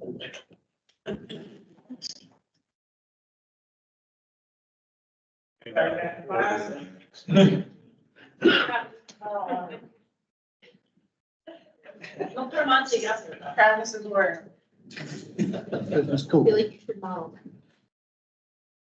Well, I can't really mom them because they don't fit over my other glasses. But, all right, so. Everybody knows there's a solar eclipse coming, right? Apparently not everybody in the state of Indiana knows that though. I'm gonna pull out, Greg, where'd you go? We were talking this morning. He said he went and visited a nursing home and they really had no idea what was going on. So that's one of the things in a lot of the healthcare committee that we're meeting is those people need to maybe order extra food on Friday or Monday because they may not get their delivery if they're stuck in traffic. So just some of those things that we would like for you guys to reach out for. We are working with PIO to send out a list of things to all of the EMS organizations. First and foremost, need to be working with your EMA director for planning purposes on that, but we're going to put out a whole list of things. I'm going to go through some of these. I'm not going to go through all of them. Engage alternate methods of getting personnel and equipment to the scene, golf carts, all-terrain vehicles, bicycles, that sort of thing. Maybe need to look at different dispatch policies or protocols, different patient care protocols. Maybe consider a reunification plan. If you're pulling somebody out from out of town and leaving all their family, they need to figure out where they're going to go to meet back up. Make sure you got all your vehicles fueled before the eclipse. Make sure to anticipate increased volume up to 24 hours after, because if anybody has seen the information from all of the eye doctors, if you don't have your glasses and you're looking at that eye damage can occur up to 24 hours later. So you may start getting patients that can't see. The state of Indiana had their last planning session on Wednesday. Thought it was interesting. The National Weather Service was there. And on April the 8th, Indiana last year was clear. So 80% of the time it's cloudy. Do we get 2 years in a row that it's clear? I don't know. Only time will tell, I guess. So if you guys have questions, this will be hopefully coming out from our PIO to all of the EMS organizations. Any questions?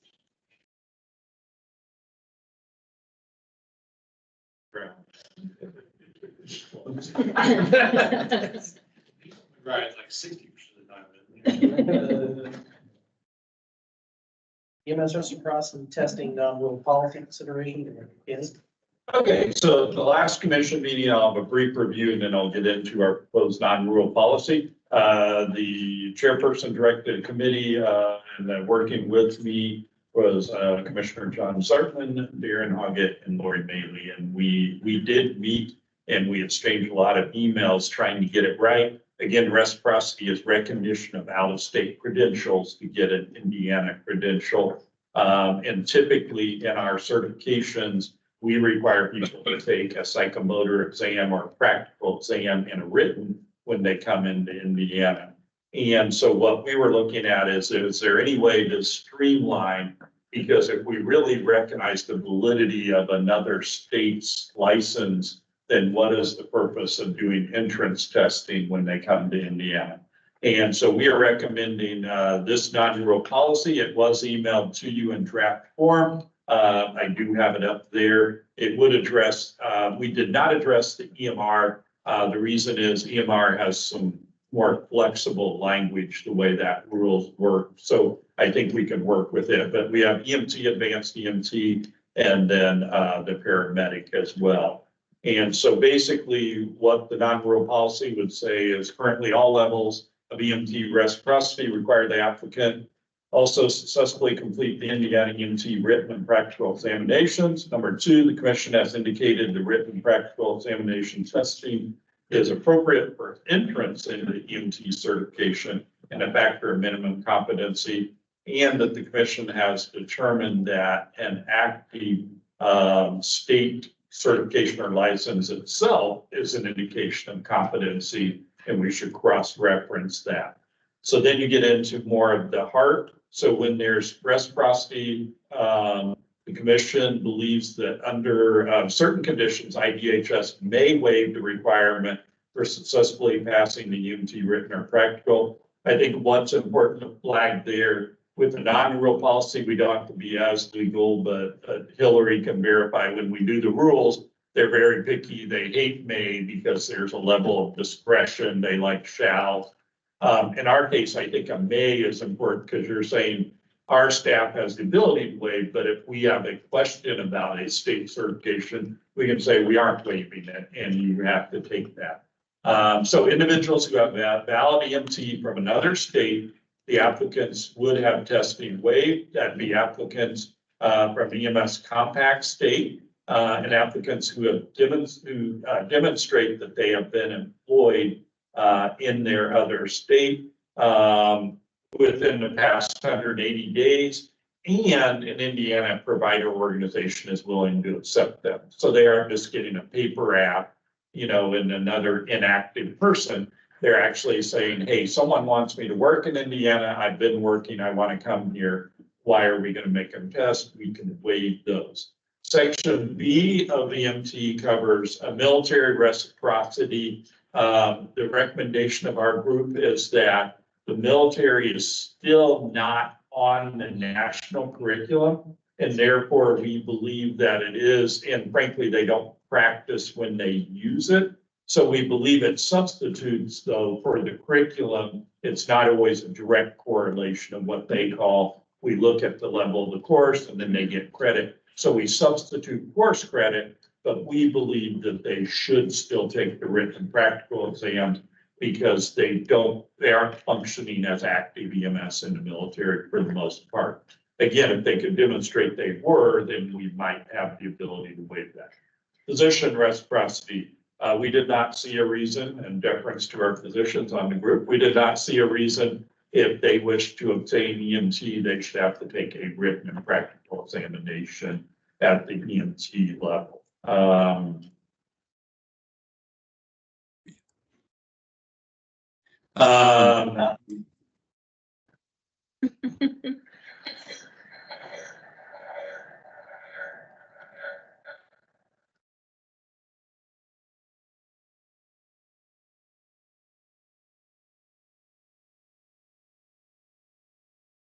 All right, that's why I hate sharing, because I get stuck in when I move the box, then it screws up the presentation, but I can't read if the box is in the middle of my screen.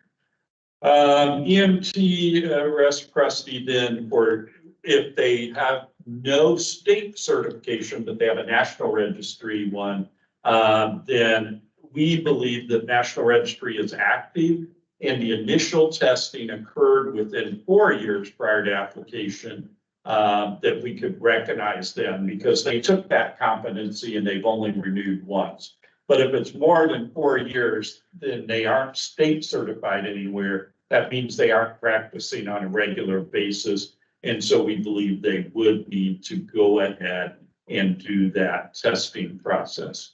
And then we did note for reciprocity, applicants must still comply with the biometric criminal background checks. There's other requirements they have to do. I did not break down advanced EMT. It basically reads similar, the same categories and the same for paramedic. The last part of the non-rural policy we did want to flag that the committee felt we wanted to add is for all levels and pathways of reciprocity, the issuance of state certification or licensure is procedural and an indication of grounds for minimal competency. All provider organizations should measure individual qualifications and competency for reciprocity clinicians that they affiliate. So it's the very minimal to get that certification. And so we're saying providers need to be aware they can measure. And frankly, if they decide the National Registry testing is the best way and they want their hirees to do that, they can. But if they do not, then that's an additional burden that's removed for them. I do anticipate that we would come up with a standard form to verify their employment within Indiana and outside. I don't think that needs to be in the policy since it's guidance, but that was a question John had brought up in the group. And yeah, we would likely have a standardized form. And on that, we would also advise the employer that they understand that we are not going to require written and practical testing. So after our deep dive into it, we feel that's the language we are comfortable with. And we would recommend approval non-rural policy as presented. Motion to approve. Motion to approve by Commissioner Zartman. Second. Second by Commissioner Bowman. Any further discussion? All in favor? Aye. Any opposed? Passes. Moving on to business number 3, glucagon protocol. Very case. Yeah, just to reframe this from a last meeting or the one before that, we approved intranasal glucagon. And the question, what arose, the expense of that versus an IM auto injector or actually a draw up injector level. And so it was brought up, some clinical questions of shelf life, cost, things like that. So I put together that one pager, some of the relevant clinical information. And basically the clinical question is, at the BLS level, should glucagon administration be allowed via IM route, either by auto injector, drawing up the appropriate dose, or both? Pulled up some relevant data. In 2023, there are 800 BLS transfers with the primary or secondary impression was listed as hypoglycemia. So there is some, a significant number of runs, which isn't overly surprising. The cost, and again, this is the best for my internet research. I'm not a relative orderer or anything like that, so I apologize for any inaccuracies there. But as you can see, all three are pretty expensive, and I'll stay off my soapbox of the ridiculousness of some of those cost levels, but they are what they are. The shelf life is relatively similar for all three, so that kind of takes that part of the equation out a little bit. I linked a couple of resources if anybody wants to take a deeper dive. I think the main questions here again is the cost to benefit ratio there. I will say that can be more of an individual service question to ask versus an overriding one. You make these runs very frequently, and yeah, it may make some sense to do that. It's going to sit on your shelf and have a high cost, and it may not make as much sense. I think the more valid one is with cost comparable. Is that IM route necessary if you can get the nasal for a similar price? I have heard just anecdotally that the prices I see on there, people are struggling to get them at that price. So I do have to, in the nature of fairness, to make sure that's the out there as well. So that's the dive. My recommendation, personally, I guess my unsolicited opinion, I think the auto injector route is a nice compromise there. But I'll to the wishes of the group or boss of the group. I will advise, I think we have some organizations that were interested, because when we first discussed this, and we didn't actually approve it in the scope, but we discussed the November meeting, several reached out right away that were like, oh, we're enacting this. I do agree with the cost, you know, and Dr. Yeasel's our expert for the advice on the medical items from the staff perspective. I feel like it may be an opportunity. I don't know that it's always the wisest choice in each, but his comment that the locals could enact it and there may be a more specific need. Yeah, I agree. I'm a little on the fence on glucagon and its overall utility. But there, you know, again, in a long transport time, you know, the paramedic shortage, I do think there's also, you know, some real benefits to being able to get something like this on board.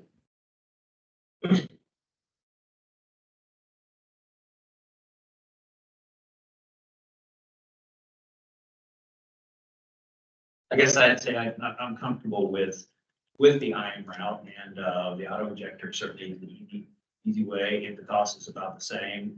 I don't know if it'll stay the same, who knows, you know, these days. I don't feel too bad about them also being able to draw it up and inject it, so we've got to train them to do that.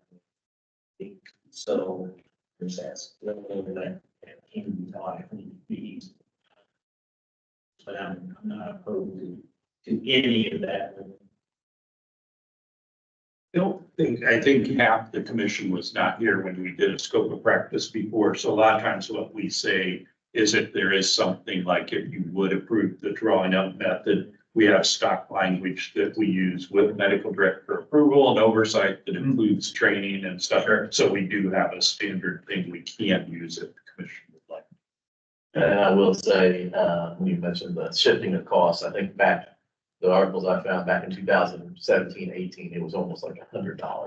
So this has been a massive increase in the last year. So maybe that'll, the drawn up formulation may be cheaper again in the future. So. Yeah, and the research I did, like, I'm gonna say in-house and out-house, and when I say in-house, I mean hospital-based ambulance services, seem to be able to get theirs a lot cheaper, just because of the sheer volume and so forth. So that high-end side comes in, better play for them on that side, but I'm not against the auto injector either. But you know, I don't think it should be mandated. I think it should be like with the medical director and service if they want to do that. And that way, we're not putting a financial burden on the service. I know everyone's price is extremely different, but for my case, it may be about $8 more. So. And then you don't have the cost of training or extensive training, validation, which they're already doing, so.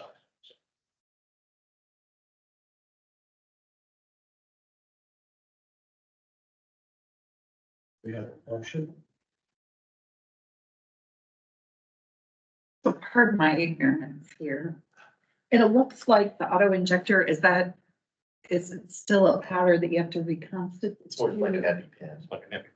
But the vial is a powder. There's actually some manipulation to mix it together and things. It's got the standard dosages together, but you still have to, there's a step involved versus just. It is a little bit different training than the epi is. You're still gonna have to retrain for the different way to mix it. So that sterile water mixed in the powder. That's not, nothing overly complex, but it is an extra step. And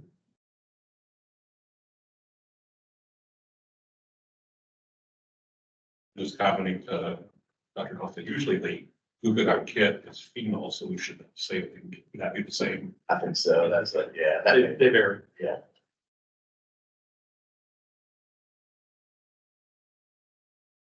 Seems like there is a little delay in having a motion. Is this something that we would like to table to the next meeting? Yeah, I suggest we table it till the next meeting. I'd like to do some more research on it. I'm not against it. I just need to have a better understanding of cost and cost of training and so forth on top of that. With the pleasure of the commission to advise, I'll need to abstain from any voting on nasal glucagon. I was a representative for Eli Lilly in 2018 that first investigated nasal glucagon. So I'll be attending but abstaining. So do you have a motion? A motion table from Commissioner Zucker. Second. Second by Commissioner Eason. I have a request for a break, so we will take a short break from 11:49 to 12 minutes.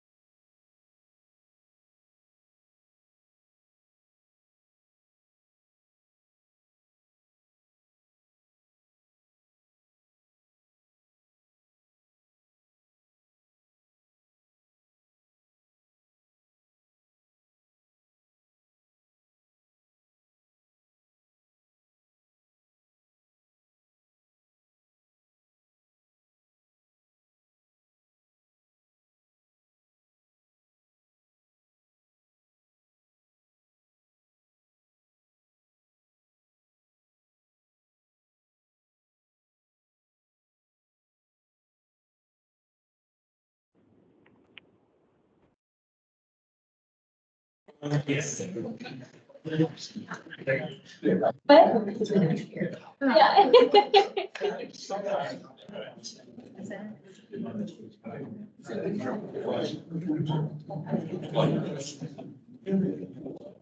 does anyone else with no? Items on the line?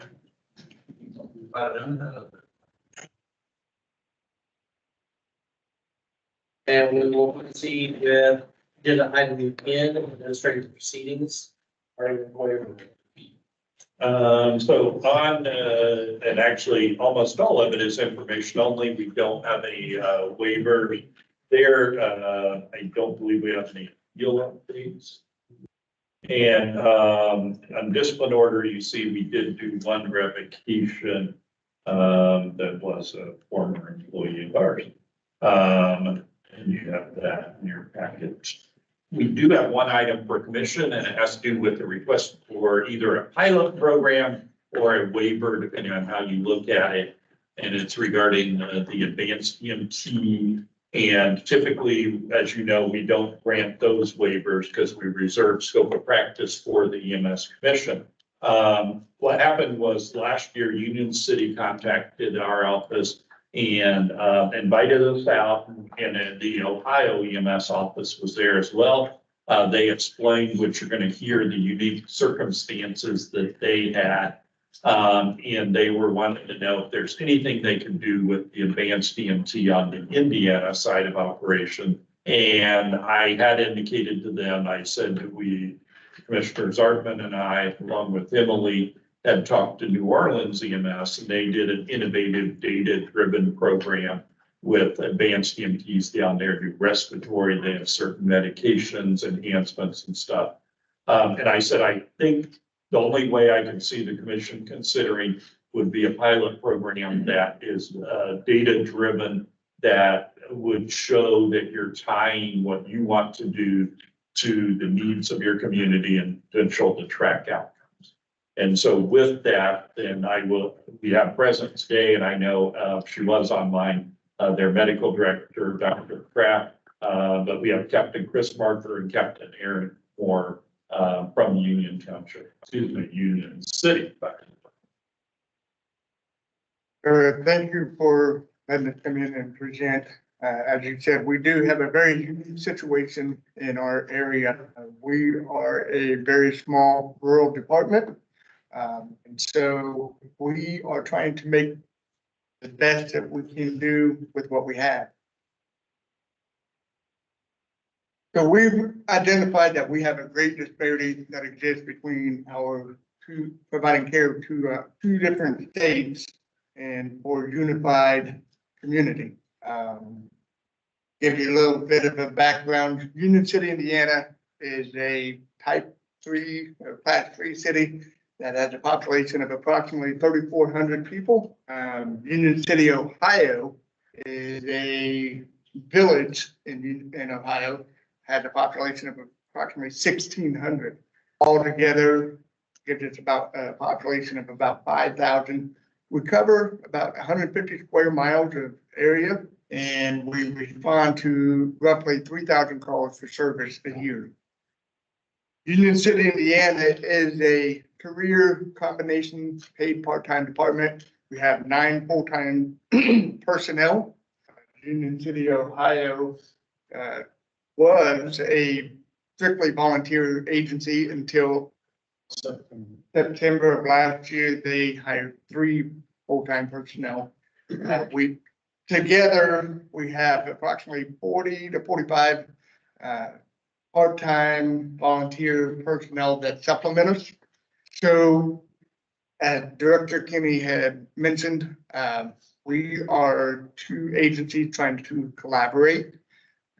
For the last 100 years, we've been 2 separate entities, 2 cities, didn't like each other, didn't want to work together, nothing. Over the last couple of years, our communities have started working together and realized with a population of 5,000 people, the duplication of services that we have it's ridiculous. At one point, between both of our agencies on the fire and EMS side, we had 18 pieces of apparatus or 5,000 people. So the city fathers got together and started saying, what can we do to collaborate and make things easier for us and for our citizens. So, our police departments, they have actually merged together or collaborated together under one roof. At the beginning of 2023, we began going on calls together and working together closely. In January of this year, Union City, Ohio actually moved into our station in Indiana.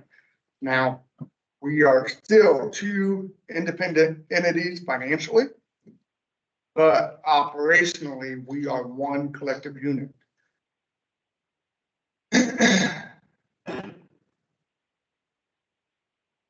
Here's a little overview of our community. As you can see, it is literally one big community separated by an Indiana-Ohio state line.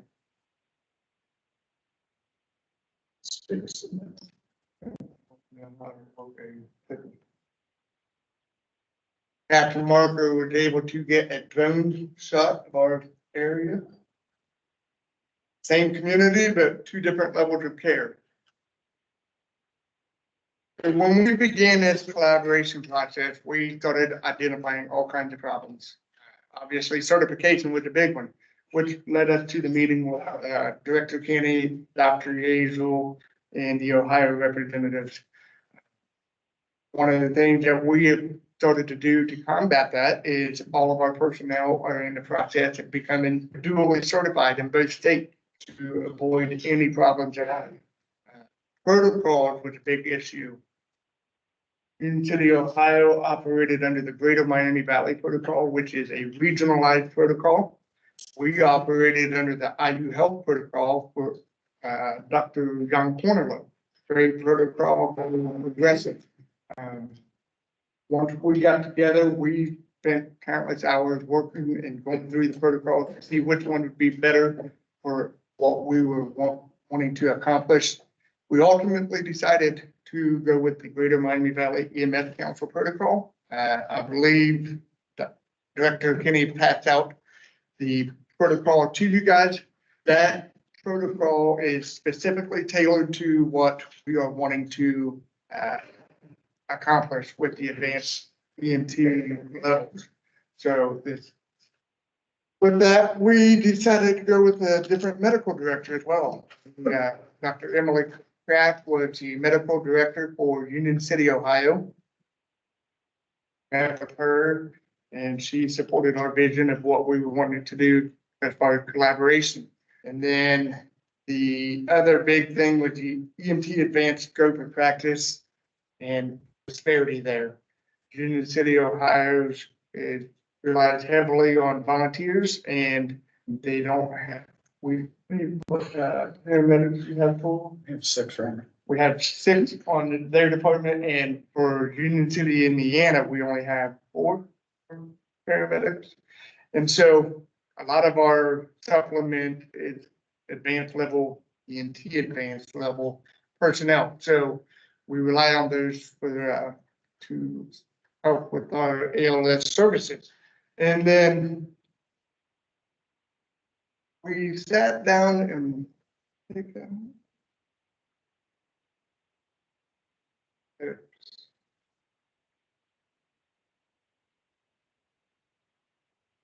we sat down and we looked at this matrix, and we noticed that there are huge disparities in, one of the big things being Ohio can offer pain medication.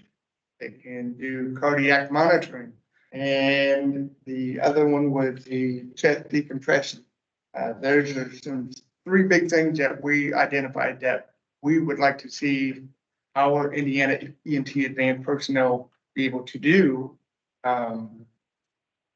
So from there, we started looking at our different regional areas or hospitals that we have. And as you can see, I apologize for jumping. So Reed Health is our closest level 3 designated hospital, And it's located at 26 to 36 miles away, depending on where we respond from, or 31 to 41 minutes away. A closest level 1 hospital is going to be Miami Valley Hospital in Dayton. And this is going to be located 63 to 73 minutes away, or 55 to 65 miles away. When you figure in the distances, the time on scene, and other factors, when we have trauma situations, acute coronary symptoms situations, strokes, we are very rarely going to be able to meet these golden hour standards that we want to achieve.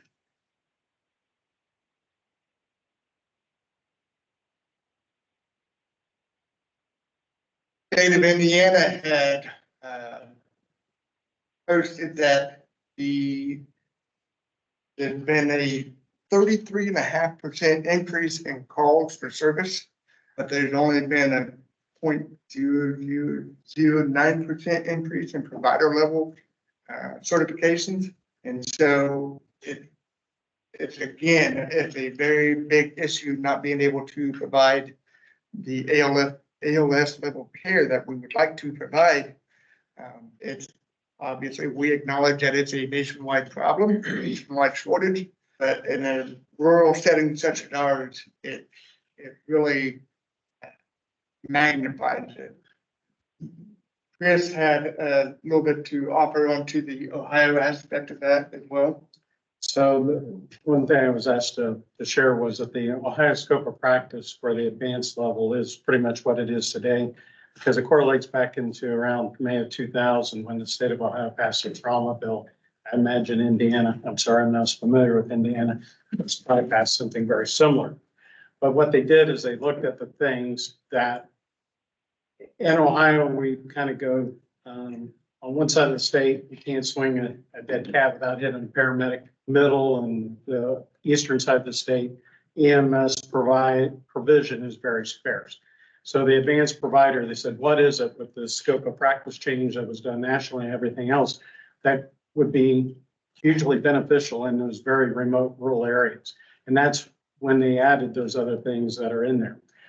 Our department, Union City, Ohio, does have 6 paramedics, but a lot of our personnel do not live within our district. So they're on the schedule, they come in from the outside, but we have several advanced that live within our response area. So as Captain Moore is pointing out, their department is full-time. They have a paramedic on the schedule almost 24/7. With Ohio, there are times that I use those advanced to help supplement our ALS care when the paramedic's not available. So we see our advanced being utilized frequently to handle these type of incidents that Captain Moore is going to further speak to you about. The advanced got together and we tried to identify 3 main areas that we would like to see our Indiana advanced personnel work under. Cardiac monitoring to include manual defibrillation, medication administration for pain management to include fentanyl or ketamine, and then medication administration for seizures or excited delirium, or benzos and ketamine again. Yes, sir. But have you strike the term excited delirium? It's no longer recognized by ACEP as a valid term or definition. It's felt to be a police-driven diagnosis and intervention, which is what we call it. This is about. So you might want to keep that wording, just a suggestion. Absolutely, we can do that. And then pleural decompression. With pleural decompression, while we understand it's not something that we do very often, it's a low frequency but high benefit. Cardiac monitoring, the big thing with that is we're going to be able to monitor for any changes or disturbances and make a decision on transport, whether we need to divert to a closer facility or continue to the destination, the intervention facility that we need to go to. They're going to be able to provide immediate electrical therapy for lethal rhythms, and studies have shown the concurrent use with waveform capnography gives early warning signs for the patient's cardiopulmonary status. Manual defibrillation, it allows for more hands-on chest time. Everybody is very familiar with the chest compression fraction. We want that to be at 60% to get that ROSC. That helps with that, and we have a decreased time between shock and CPR. Medication administration, again, we just want to be able to keep the patient comfortable and safe, as well as ensure the safety of our crews. For decompression, we're looking at trauma management, tension pneumos, arrest management, and asthma arrest management. And again, these are all outlined in the protocols that you have in front of you. So our plan, currently we have 2 students that are in ENT advanced class right now, scheduled to be testing at the end of April, I believe. And then Union City, Ohio currently has 6 advanced EMTs. And so what we would like to do, we'd have these 3 to 4 subjects that we have in class, plus the 6 that Union City, Ohio had, would be our test subjects. It would literally be a feasibility study or a pilot program. They will be taught by an Ohio EMS instructor who is familiar with the content. He has taught, I believe, 8 or 9 classes of his own with a very high success rate. He has even been willing to go as far as become a Indiana PI if that is what is needed. The cognitive evaluation will be provided by a test bank through the Jones and Bartlett material, and as well as online test questions. The psychomotor evaluation, Dr. Emily Kraft has agreed that she will oversee the psychomotor evaluation, and through the Greater Miami Valley EMS Council protocols, there is a yearly psychomotor and cognitive exam that we have to adhere to. So the student will be going through this yearly to remain competent. We have a form that we have established that each provider will use to document the procedures that they have done, the outcomes, whether they were successful, any negative effects. And then what we will do is we will compile that in the data format to keep running. And we are looking at doing it for a year and then coming back to reevaluate with the commission.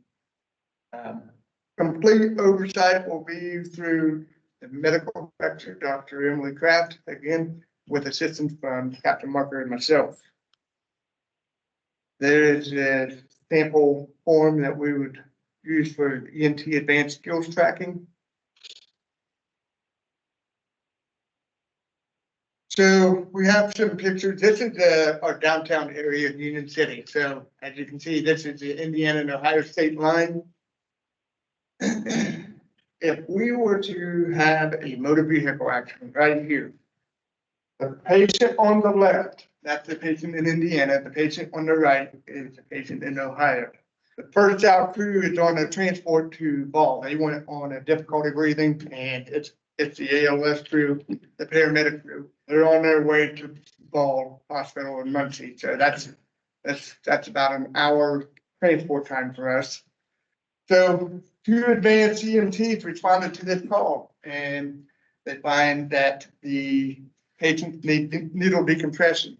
The patient in Indiana on the left, the only thing that they're going to be able to get is transport to the hospital.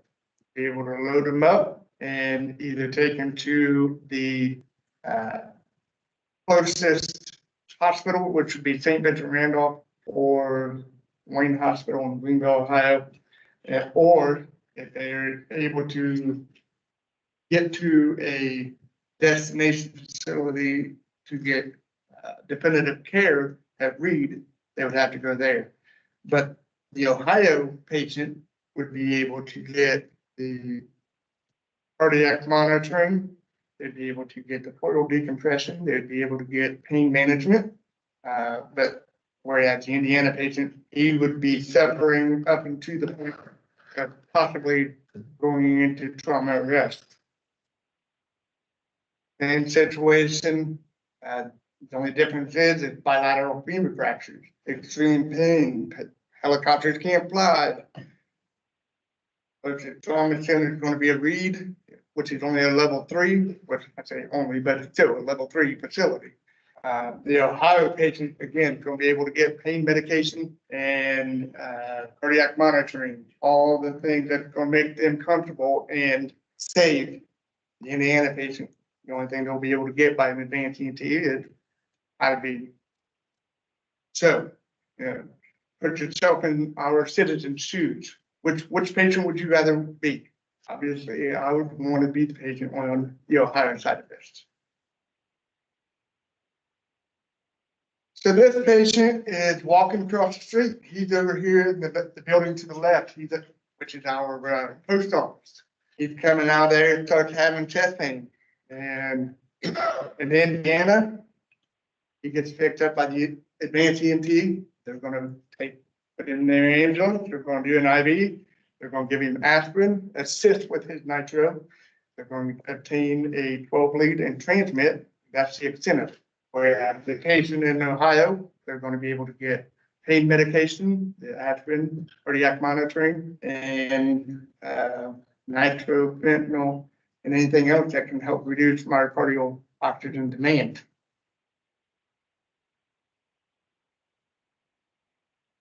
Ultimately, this is an intermediate stopgap measure that will allow our agency to provide uniform care throughout our community. Again, please keep in mind, this is what we want. As the big thing is it's a feasibility study. We want to show that this can work. It is a pilot program. It's being tailored to our specific area and our specific unique conditions. Any questions? Anything you had added? One of the things that was made, a statement that was made by both the Ohio and Indiana representatives that came that day, is the state line that you saw that most of you, when you travel, will pass the state line one time a day. For us, we cross the state line 10, 15 times a day, just doing business, having life.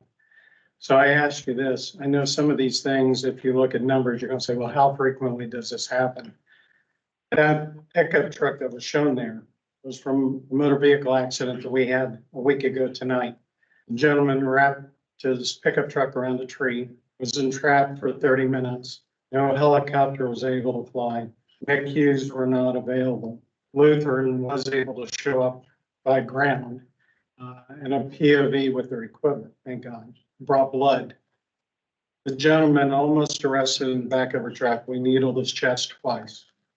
This does happen. It may not happen frequently, but this gentleman's got 2 young daughters at home, beautiful daughters. You can look at on Facebook. So I just ask that, understand, for us, this is family. We're a small community, so it's our family going back and forth. And we're just trying to do what's the right thing. So, thank you for your time. Thank you. I said the doctor is on the line. If you got any questions. I'm not sure if she is or not. Yes, I'm on the line, sorry.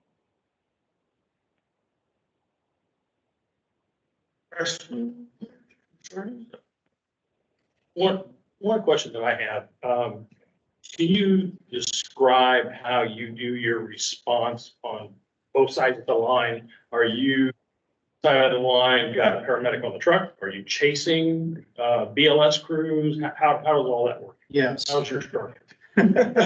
So the Indiana side, as I said, we are an ALS provider. We operate with 3 career personnel per day and at least 1 paramedic every day. And so depending on the call, if it's an EMS call, we respond, all 3 of us on the call. And we do the assessment and make the determination if it's going to be an ALS call or a BLS call. If it's an ALS call, obviously they transport to whatever the facility is. And then if it's a BLS call, they will stay back and take secondary or tertiary calls from there. Is that on both sides?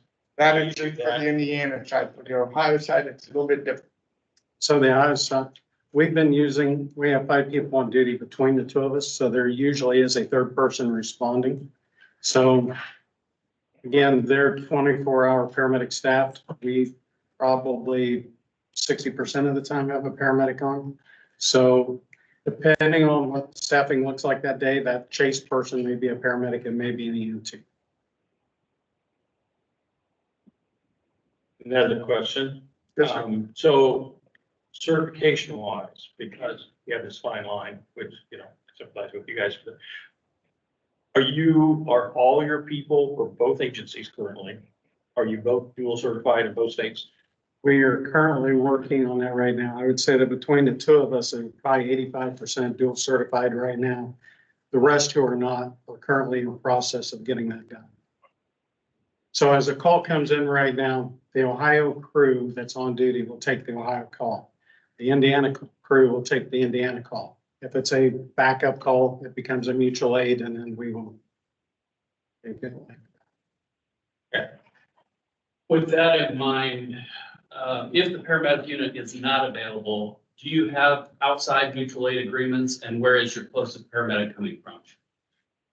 We do not have formal agreements. If we do call for mutual aid, our closest ALS unit would be Winchester Fire Department, or Randolph County EMS.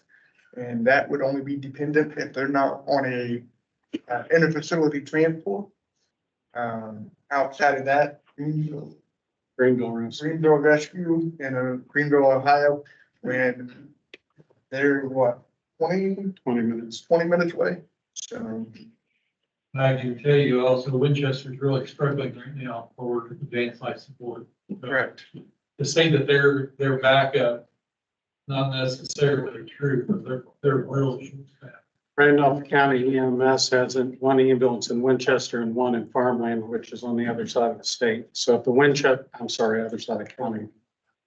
If the Winchester crew is doing the transport, then Farmland now that becomes more like a 30 to 40 minute response if they're coming from there.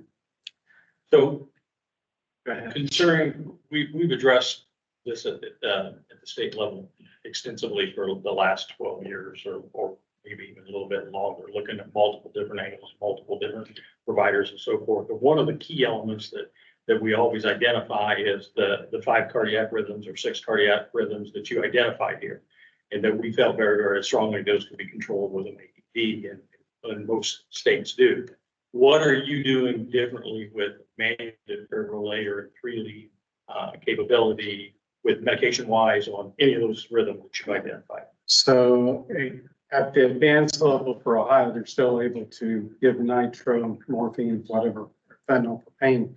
But more importantly is the fact that I understand they may not be trained to the level to understand rhythms outside of that, but they do recognize what is in front of them at the time. So in other words, the gentleman on the state line has a heart attack. We put him on, we do a 12 lead. We start transporting to Richmond Hospital because it's been identified this is in MI. And we see it, advanced sees a change in rhythm. They may or may not know what that change is, but that does alert them, I need to transmit another 12 lead to the hospital. And then the doctor can say, you really need to stop at Winchester. Don't come here. This thing's about ready to go south on. Or maybe they need to make a request for an intercept on the way there and have maybe Reed or somebody else come and meet them and provide them. So they may not thoroughly understand the rhythms beyond those 6, but they do recognize this is something different than what I had and allows them to continue to watch for an arrhythmia. Do you have capability of doing a 12 lead? Yes, sir. On both sides now? Yes, sir. And you are transmitting that, right? I have a question, clarification. Sorry, I didn't think about this when I was on the call.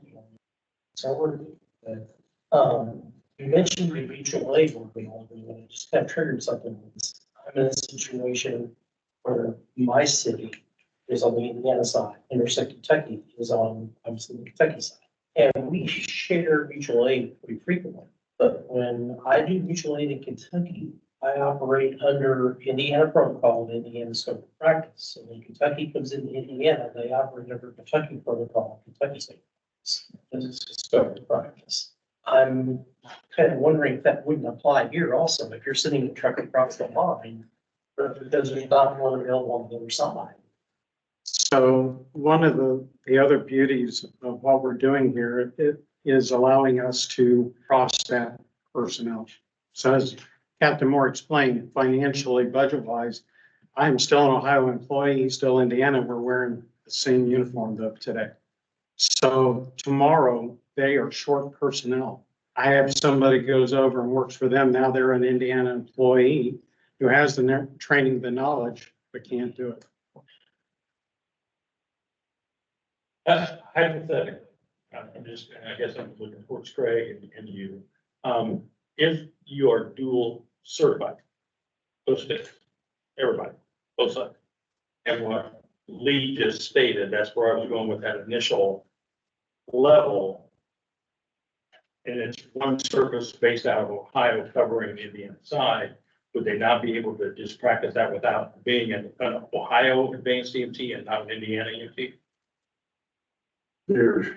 Normally, if the run, you go by where the run originates. And so if the run originates in Indiana, then it's Indiana scope. There is provisions for mutual aid that are in the statute, you know, when you have a border county. And so there may be somewhere there. I'd have to look at it. I was just curious. I'm just thinking that maybe defining practice might be easier than trying to go scope is the only thing I was thinking. So, Director Kenny, commented on our site visit that we got to do when we went to New Orleans, and we spent a lot of time with them, their educators, their administration, and so forth. We had the opportunity to really look over, what they did to implement everything there for the city of New Orleans. And it was extremely extensive, very, very, very impressive for them to get to the point where they were. And then the quality assurance aspect was really, really high. And I don't have a lot of that data here, but a lot of that is missing from here, from your presentation. And I really have some concerns about the cardiac side of things, because like I said, we have addressed that before. And then you just confirmed that you have a 12-lead capability, which is going to say if you've had a STEMI or not, and what you should be doing. And that there, I think, would be more of a key element to identify you need to divert quickly than using a 3-lead monitor. So you're correct. And I'm saying to use these two in conjunction. So in other words, I do a 12-lead. Things look relatively normal on the 3-lead on scene, hypothetically, this gentleman that we're presenting. So we do the 12-lead, but en route, things start going awry on the monitor. You see that the rhythm change. That's alerting them that maybe I need to go ahead and transmit that to the doctor for further analysis to decide, go ahead and keep coming to us, or I want you to divert someplace else, or to request that. So it is allowing them to see real time what is going on. And again, what you saw in the beginning, you see when there's a change. So I guess this is towards your medical director then. She's, or her group is going to.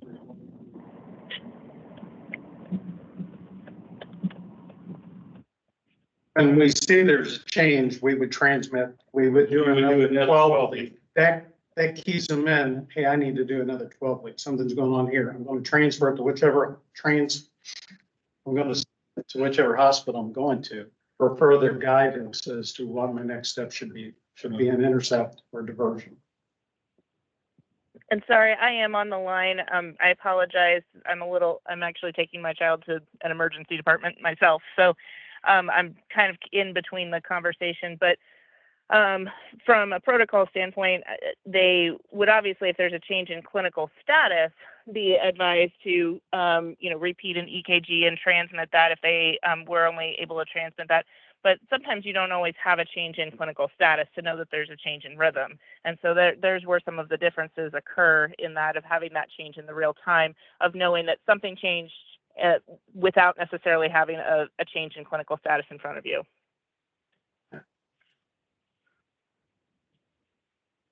Yes, ma'am. So help me understand the trauma example of the two patients on each side of the line in two different vehicles. Where are you transporting those patients? So our closest level 3 trauma center would be Reed Hospital in Richmond. Our closest level 1 trauma center would be Miami Valley Hospital in Dayton. So where are you transporting each of those patients? I'm sorry, what? Where are you transporting each of those patients? Where? Yeah, which one of those two hospitals? Basically kind of depends. I mean, we tried to go to the level 1 if at all possible, but in the case of the patient that we just had this past Friday, we ended up going to a level 1 trauma center, which was Miami Valley, because we had a flight crew on board with us. Okay. Okay. I So, mean, I guess, go ahead. Sorry. so the weather's good, they're going up by helicopter. Weather's not good, it's gonna be combination of things. That day that we chose to go to Miami Valley, because we had blood there. We had a flight crew there who says another level of care. We think we're good to make that trip. Otherwise, it's probably gonna go to Reed Hospital because that's gonna be the closest trauma center to get them to. But to that point, he almost arrested us within minutes of getting him out of the vehicle. So it made no difference. The closest hospital we would have gone to that day if we needed to because of further deterioration would have been 15, 20 minutes away. He would have already been deceased before we made it there if we did not do that. So I greatly appreciate your presentation because it brings a whole new light to the situation that you're in and what you're struggling with. But I think in some ways, what you pointed out is that so in Indiana, we sort of require paramedics to do all of these extra skills. And because of that, you actually have more paramedics there because we're requiring those paramedics to be there. In Ohio, you can do more of those skills at an advanced EMT level. So the system naturally has defaulted to mostly advanced EMT level with fewer paramedics. And so that's my concern overall is that ultimately we would love to have more paramedics, but given our demographic area where we are, in the assessment that was presented earlier, there are no training institutes in our area. There are no, anything. The closest place that we can go to for paramedic class is Fort Wayne. That's an hour and 45-minute trip for our students. That's not a viable option. But the system in Indiana has a 24-hour paramedic on duty. The system in Ohio does not. I would argue that that's partially because in Ohio, we've allowed those skills to be done at the advanced level. I think this is a great place to study what you currently have and look at outcomes and say, do the patients in Ohio have better outcomes? Do they have better survival from their trauma versus the patients in Indiana? But what is that survival outcome based on the two different care that is available? Does that make sense? Absolutely. I mean, in some ways, this is what was studied in the Ottawa studies, right? When they went from BLS to ALS and back and forth. I mean, you kind of have this natural way to study where are the outcomes better. But on that point too, this country right now is struggling with shortage in EMS like we've never seen before. And so in Ohio, if you go to Montgomery County, which is Dayton, there's paramedics all over the place, but they're paying a lot more. Union City, Indiana has lost medics recently because of going to Indianapolis. So this is a multi-fold problem. And what we're trying to do is do what is the best thing for our residents. We can hire paramedics. We'll have to be medics in school right now. And chances are they will move on shortly after they get their certification because that's the battle we face. They have one paramedic. We are going to be taking care of those folks when their crew is out. So we're helping each other. We're trying to function as a singular department here, but it's really hard to provide a singular level of care. Go ahead. Well, I want to move to another section here. If you got a question there. Go back to my question. As a hypothetical and exploring a loophole in my head, if all of your advanced EMTs were dual certified in both Indiana and Ohio, could you not internally say, this is a mutual aid situation because I'm in Indiana, I'm going to use my Ohio one? So I think that goes back to the question that was posed earlier. If I have an Ohio person who's working as an Indiana employee today, and they're going on a call originated in Indiana is being taken care of by an Indiana employee. I mean, if you want to tell me that's okay, we're happy with that. We'll leave it. I mean, I think that's something that Kenny, I think we'll probably need to go back and look at from, the legal counsel and rules and regulations and so forth. I mean, we're not gonna be able to resolve that today. But that is a good thought or option. I'm looking at it right now. I think if they have a contract with the adjoining, then yes, I think even if they come into Indiana, then it would operate on the adjoining. So I'm gonna change hats here from operational side of things and put on my education hat. Sure. Please correct me if I'm wrong, but looking through your semi-lesson plan, how you're going to do the education and so forth to bring this person up, your current people, I'm assuming, up to that level. Because we have paramedics and they're in school. I don't know if you have advanced EMTs in school, but you're going to do all of this cardiology. You're going to do all this trauma and all the medication stuff in 20 hours. That was just a general guideline of what I found that we're trying to base it off of, but we can make it whatever. That's not making whatever I want. I just, Whatever we the mission looked decides at it extensively of what we were going to do, and it was a significant number. I don't have that number It was with me under right 60 hours just for. I believe cardiology went 12 hours and Yeah. I believe, was this off of the?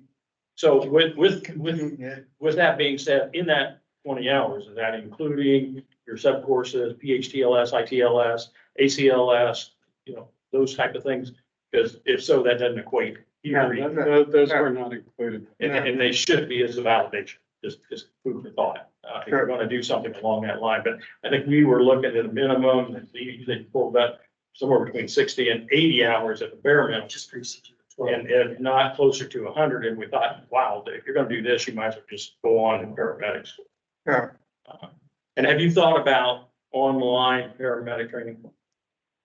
We talked about that, but the general census, we brought this up in our teams meeting the other day, is the success rate with that is not that great.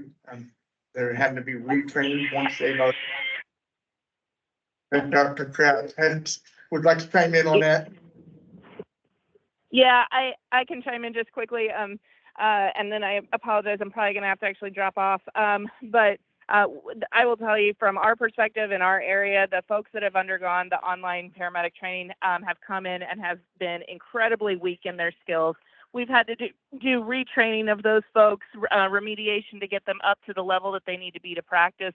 And we have not seen that to be a good outcome. In fact, the medics themselves have come back to say, I'm not well trained on this. I'm not prepared for this. And so it has not been a good situation for our area. So it's not something that we're actively encouraging. So I'd love to know what program you were using after the meeting. So and I apologize. I'm probably going to have to drop off of this call, but Captain Marker or Captain Moore can text me and I can give feedback in response to that as much as I possibly can. But I apologize, but I am fully supportive of moving forward and doing what we need to do in terms of training as well as data collection, to make this a true pilot study so we can look at the feasibility of this. And I think it's a small enough subset of people that we can do that safely and have good information to be able to come back from. Good luck. Your child. Yeah, I'm gonna, sorry, I have to take her into the ER, so thank you.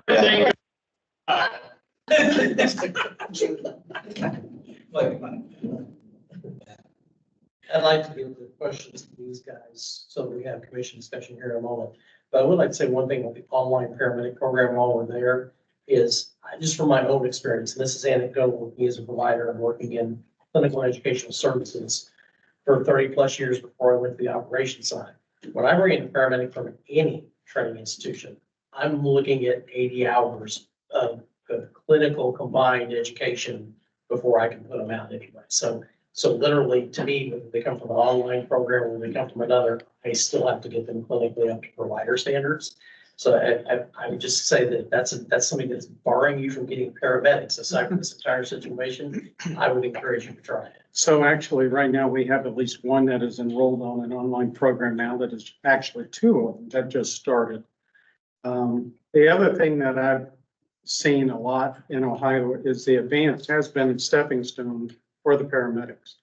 There's been many students, and I was one of them, that they're not sure if they could have what it takes to become a paramedic. Can you actually do this? And it's like, if you can get through advanced and you can do this, then you know that you have a good foundation to build on and gives the confidence to that.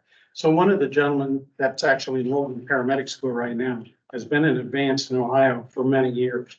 I've got another one that in a couple of years, as soon as the kids get a little bit older, she's planning on going. So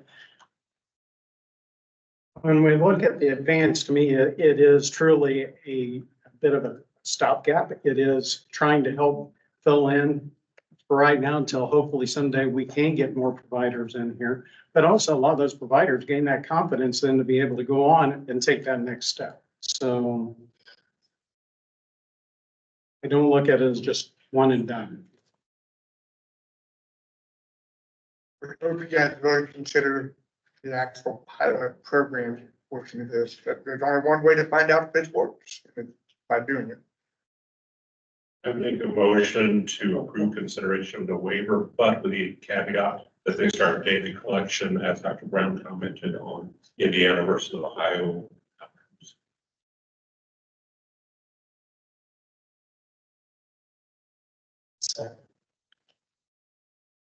That's just for them to start the pilot for the press. Make a motion to approve the waiver for the scope of practice pilot program with a caveat for simultaneous collection of data from past runs and future runs, outcomes between Indiana and Ohio treated patients.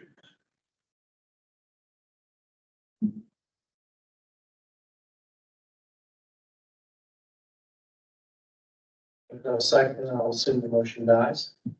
Do we have any more questions for these gentlemen? Or I open this up to question discussion? Okay. Do we have a staff opinion? This has been a challenging one. First of all, thank you both for being here. Thank you for all of Union City. A lot of hospitality. We had a very good discussion with the Ohio side. I always get concerned, and this is why I'm protective of Indiana's scope of practices, because Ohio has done this and now it's making it challenging for us. Our office, from the early on, Dr. Yazel and I both have said several times, we thought the commission should consider if there is a pilot program that was data-driven, showing a need and then how to get to an outcome and measure the outcomes. I feel like it's difficult because I really like them, but when we logically analyzed it and we discussed, we don't feel they have met what we requested. We feel that this is something that might benefit them, but we hear a lot of, we believe and we want this. I guess we have not seen the exact need. They have a unique circumstance. I understand there are patients that may be harmed, but that happens every day if you have a BLS ambulance and not an ALS. So is the solution to try to improve pathways to ALS, or is the solution to raise up EMT? And the EMT, advanced EMT, EMR, those are all the cap. And chiseling away, I think, is going to again, create more waivers and it's going to weaken that scope of practice, whereas the medic has an open. I will say that I think we can grant, unless the commission's opposed, looking at the statute, it says Homeland Security, subject to your appeal, we may waive any rule for a contracted agency providing service. So I think we can issue a waiver based on what they've submitted that says if their Ohio advanced EMT comes into Indiana on a mutual aid, then yes, they may do their Ohio skills within their advanced EMT. But we are just not comfortable either as a pilot or a waiver of the rules to allow this. If I may weigh in a little bit as well, I think the reason this keeps coming up is there are very valid arguments on both sides of this. You know, there really are. I understand some of the concerns. I've also been out in the state and heard some of those concerns as well. You know, and I think it's I guess, an ethical question I struggle with a little bit. Are we looking at this in terms of, you know, perfect world scenarios? But then also, you know, when they show the car in the middle of the street, I think it's a very effective visualization there. I think it's the same thing when it comes to interfacility transfers. You know, is a patient decompensating in an ER while they wait for a medic more dangerous sometimes than letting an advanced transport patient on the monitor? You know, I think that all of a sudden kind of changes that paradigm a little bit as well. And one thing I will say is obviously we've seen some of the Ohio protocols. They are more aggressive. Kentucky is a state protocol state. They just recently added pain management at the state protocol level. So I do think we'll start seeing some of this data and things. And we just saw that our advanced workforce was a 22% increase. So, you know, we are seeing that. So I do think these questions will continue and to have some more data and things like that. So I know we've taken this dive many times, but I do think also we'll be hearing this more often with more and more data and things like that as well, just to frame the overall picture. I'd like to throw in a third one. That's just knowing one of the authors or primary investigators before the latest scope came out from it. And the reasons why, and this curriculum they're using seems like it mirrors the prior curriculum prior to the last change in scope of practice. And I applaud one thing in this because I am a firm believer that medicine at the local level produces outcomes. Every time I look at an arena from a national basis where you deal with a state protocol set or a regional protocol set, you tend to see decreased outcomes because they caters to the lowest common denominator. Where if it's a smaller group, it's a municipality county, they tend to make agile protocol changes based on UVM, and they tend to be able to improve their outcomes because they do measurements and what the IHI would call small tests of change. So I love the fact they're looking at this purely from one level. I really believe on the advanced EMT that we do need a hardcore defined pilot program of some type, but it needs to be tied to CARES data, Mission Lifeline, some type of trauma registry data. Because I continue to hear we need IVs, but we save lives of trauma patients when we know crystal wave fluids kill. So we need something that's going to give us the inpatient discharge alive data from advanced EMTs in reference to paramedics in a larger scale, so we can make these long term. Because you're right, we hear this constantly. We made the change to the national curriculum, but we still get to push.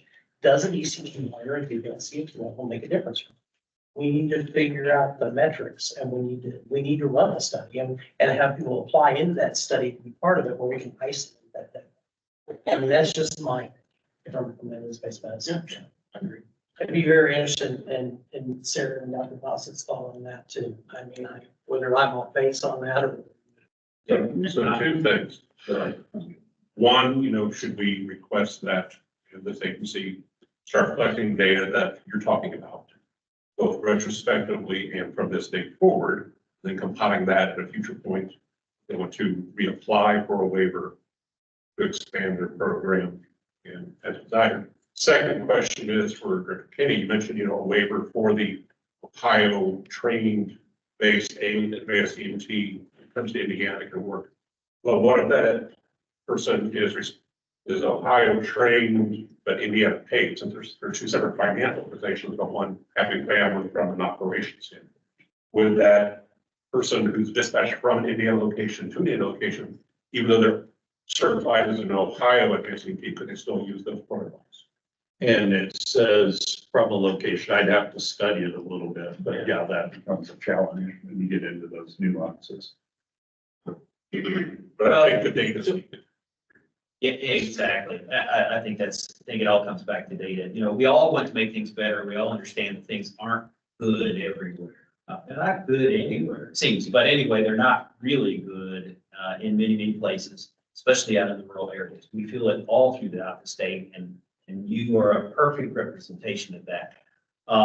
So the question then is that we want to know, how do we make things better, and how much better is better? In other words, what do we do? How much money do we spend? How much time do we spend? How much education is required to make things better that really makes a life-saving impact? One of the arguments we heard from you is that we feel like we could save more lives and certainly make people more comfortable too. That's a piece of it. And as I look at some of the proposals that you have here as far as cardiac monitoring, without data to say it, just my gut and experience would say that cardiac monitoring is probably not going to save anybody. I don't feel. I think we would need to see some data that says, yes, we need that. We have an AED on a patient that is going to take care of the immediately life-threatening issue. Does manual defibrillation make a big difference? Does that cardiac monitoring where we see a rhythm change make a big difference? How often does that really occur? I think often, frankly, by experience again. But again, data is what we do to prove that. The pleural decompression, we know that saves lives sometimes and when it's necessary. It rarely works in traumatic cardiac arrest, but we do it every time because it's the last thing we do before we say somebody has died, frankly. And once in a while it saves a life. How often would you require that? How often are we going to see that make a difference? And maybe it would, but we kind of need to see that, because I think that what I see here, once again, pleural decompression, I don't know that we're going to see it used very often, and I don't know that we're going to see it make a difference very often. The narcotics is great. We do want to help people's pain. I'm a little concerned that we're stepping into a whole big precedent here, making advancing teams use narcotics in Indiana. Not even ever talked about, probably talked about that, but we've not really felt like that was the place to go without a whole revamping of the system. And the benzo thing is also a challenge too, quite frankly. Talk about that now the hyperactive delirium syndrome with severe agitation. A lot easier to say excited delirium back in the good old days, but that package there, one, doesn't happen very often, and two, it's talk about high liabilities, and now we're asking to provide that to people with way less training than a paramedic is super big. So I guess all that said, we feel the pain and we understand that this is a big a need all across the state and really all across the country. I feel like data is going to have to show us that it's really going to make a big difference. When I look at a potential pilot program, I look for a few things. I look for, passion to get this done. I think you've got, Captain Marker, Captain Moore showed that. Dr. Kraft is an involved medical director. A narrow focus. I think we could narrow some of that a little bit. The why, I think they explained why. The data is, I agree. So I think that's where it's lacking a little bit. And then the training side of things, I do think, just from reading the consensus, maybe that we think that could probably be a little more robust. And then at the end of it, a strong QA process. And so, I commend you guys. That's a lot of work, and I appreciate all that. I kind of agree with Commissioner Bowman on the, if we could look at some in-depth data maybe, and then how we would train that, some things like that. I think that gives a lot more valuable justification there.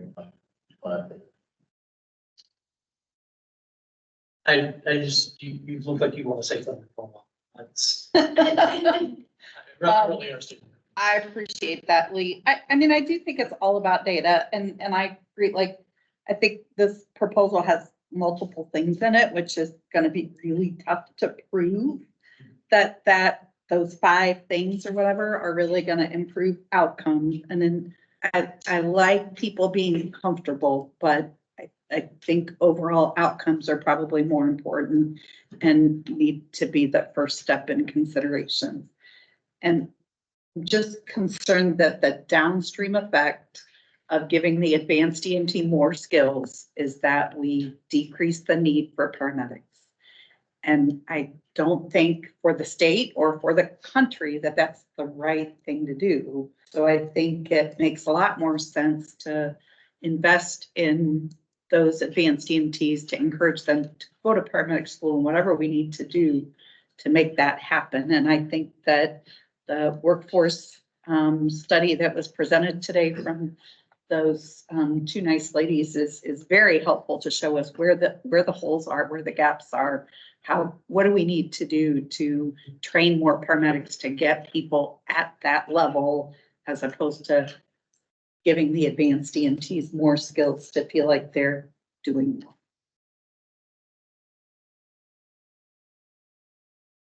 I like one of these other things too, is a side. Since it's here too, as a sidebar, I'd like to see if you realistically can have a conversation at some point.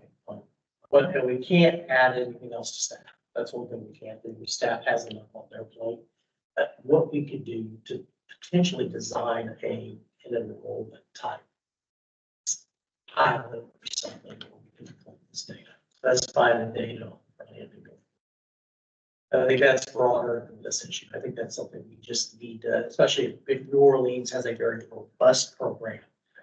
Want to see their data. I don't think I said earlier, and I did tell them, and part of what I liked on New Orleans, I will be an advocate because of our involvement on national level. I hate for us to stand out. Like I feel like Ohio's standing out. But if we come up with a more data-driven scope of practice, then I feel like no one in the nation is happy with the advanced EMT level. And I think if we have something that we have developed, I would gladly push approval if it's consistent across the state and it's data-driven and patient outcome-driven, then I think we could be a leader in the United States. So I do think that discussion would be positive on it. And I will say, again, from traveling around the state, if we can do that, that will have a huge impact in the state, because there are pockets that use that level extensively. And so if we can find a safe way that, that everybody's on board with, I do think there's an impact there, again, with a growing section of our workforce. Yeah.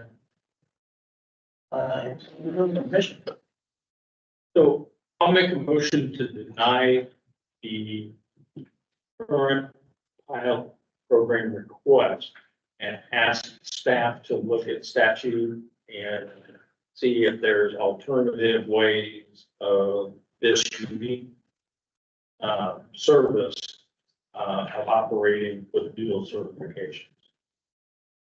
And I believe, look at my language, I think this addresses what Commissioner Bowman had asked me. What it basically says is that we have the authority to waive a rule when either ambulance or personnel, when operating from a location in an adjoining state by contract with an Indiana unit of government, provide emergency medical services to patients who are picked up in Indiana. So I do believe that that situation would fit if they are certified on the Ohio side, but they need to respond to the Indiana side. Does that make them revert to an Indiana advanced? And I think we could draft a waiver such that it makes it more clear, the little nuances. So I think we can follow up on And that. that helps part of it. We should then help to share staff. Right. That's a good place to start. And we can work with them too also on whether, because we have grant funding and maybe there's an opportunity. I was looking at the map. The training institutions and they're right, that is a huge desert there. So maybe there's an opportunity when we look at our next funding cycle, as Winchester's hurting, they're hurting, maybe there's a way to either create a training institution or a contract to bring one in to meet their needs at the paramedic. Okay, we have a motion on the table. Second. Second. Any further discussion? All in favor of the motion? Aye. Any opposed? The other program proposal is therefore denied, but I don't think this is the closure of this. I think it's actually starting to get a little bit farther down the road on it, see what we can do. Okay, next thing on the agenda.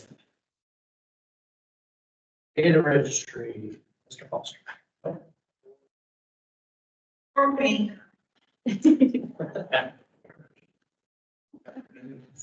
All right, so Ken's doing a great job. He sent me with some notes. His help desk inquiries and image trend tickets have increased dramatically. If anybody remembers that all fire departments are now required to submit their NIFRS reports on a yearly basis, at least once a year. Many are doing them much more often. So that has increased his workload on resetting passwords, making sure everything's getting going. He is also working with our IT and Emily on some mobile integrated health data for statewide collection. That's a pretty big project right now. For January, EMS reporting percentage was at 90%. February was at 86%.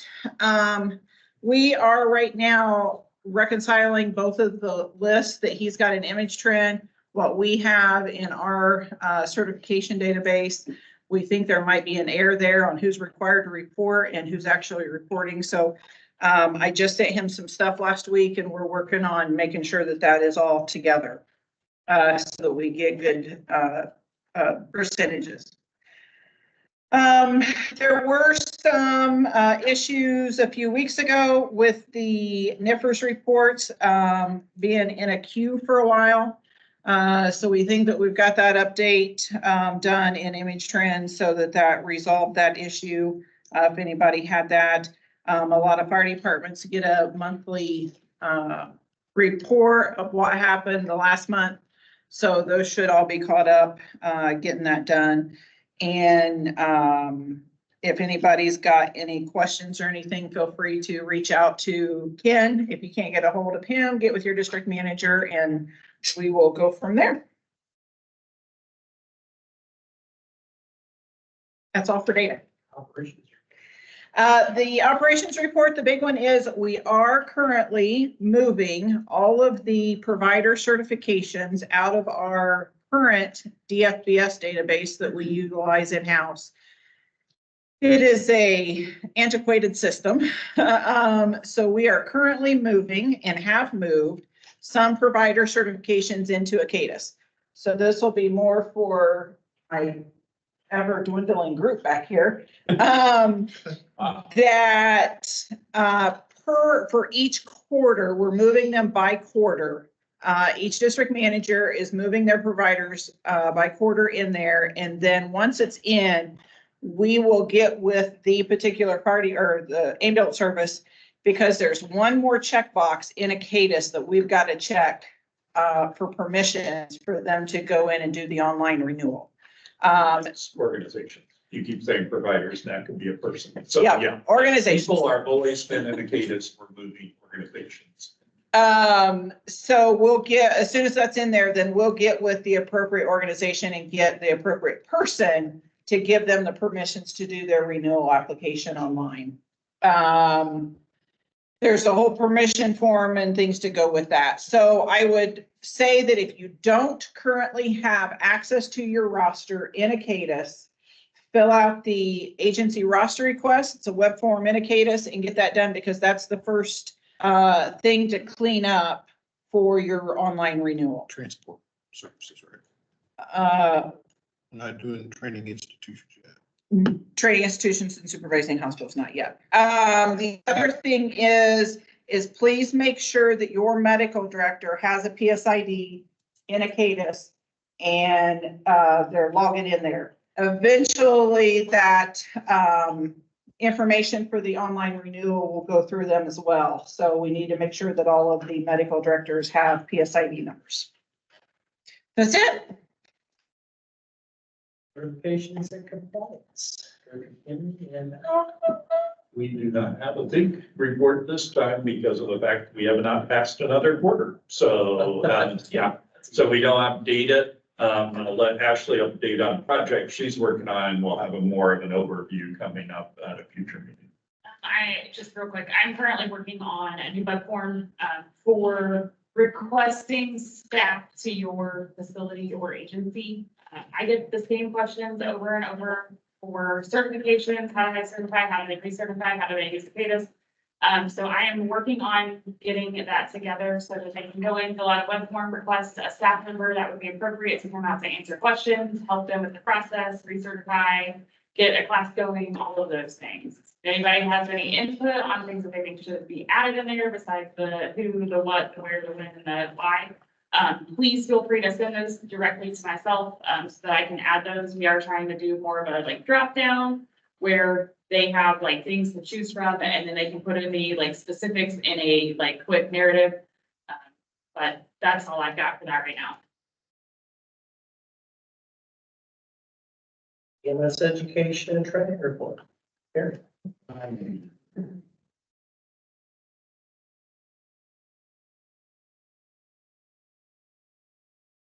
So the big exciting news we obviously talked about earlier with the, moving forward with the advanced EMT psychomotor exam. Just a couple things that I have. Last week, we did hold a instructor development workshop. This was in cooperation, it's a federally funded program. We've had it here, the Fire Academy has brought it here. It's in conjunction with Louisiana State University. It was a 3-day class, completely full. I got, I took this class last year and it was absolutely an excellent class. I had every person that was in that class pretty much tell me how much they loved it. In fact, they thought it was more useful than the actual PI course. So talked to John Schaefer from the Fire Academy. He is hoping to bring it back. May have it more up north next time in the fall, but we'll have some more information on that at the next PI quarterly meeting. So be on the lookout for that. Also, within the next week or so, Craig and I had discussed, we are going to finally, the commission had approved that we can go ahead and post the pass rates for the training institutions for the different levels of certification. We will probably, I'll probably go back. We were thinking 2 to 3 years would be a good range. This is something we're going to update annually, probably when we're pulling the stats for the annual report. That's going to jog our memory to update this on the website. And I think we're going to post third attempt pass rate. We feel is a fair way of doing that. And lastly, the next PI quarterly update will be in April. The 2 dates will be, we have a morning and a evening or late afternoon. It will be on April 23rd. I think was a Tuesday, and that will be from 9 a.m. to 10:30. That will be from Eastern Standard Time. And then the next day, which will be April 24th, which I believe is a Wednesday, will be 5 p.m. to 6:30 p.m. And that is also Eastern Standard Time. Does anybody have any questions? National Registry. National Registry. National Registry is presenting again this year during FDIC. So we just got confirmation it's out here Wednesday, April 17th, 5 to 7 p.m. Thank you. Totally forgot about that. So thank you. Right. Thank you. EMS director. Okay, Indiana EMS 2025, the logo there. So thank you to Public Affairs for creating logos that are eye-catching. This project is proceeding and we hope to have our written report in June. And the idea would be if there's any legislative enactments that may be considered, we can get it over to legislators. We have now met and we have had sessions on all 6 of the main topic areas that we consider. And we are going to work over the next month to figure out, and how, I should say next 6 weeks, to try to figure out written recommendations and fine tune those. So our next 2 meetings are up there, Wednesday, April 3rd and Thursday, May 9th. Both of those will be downtown at the Government Center. Now the legislative session's over and those are open to the public if anyone just has interest and wants to attend. Again, once we get recommendations, we anticipate and see if there are things that you can enact. We're gonna look, there are things we are working on, for instance, like leadership. They want a leadership course. And we're looking at some different avenues already, even though we haven't published that.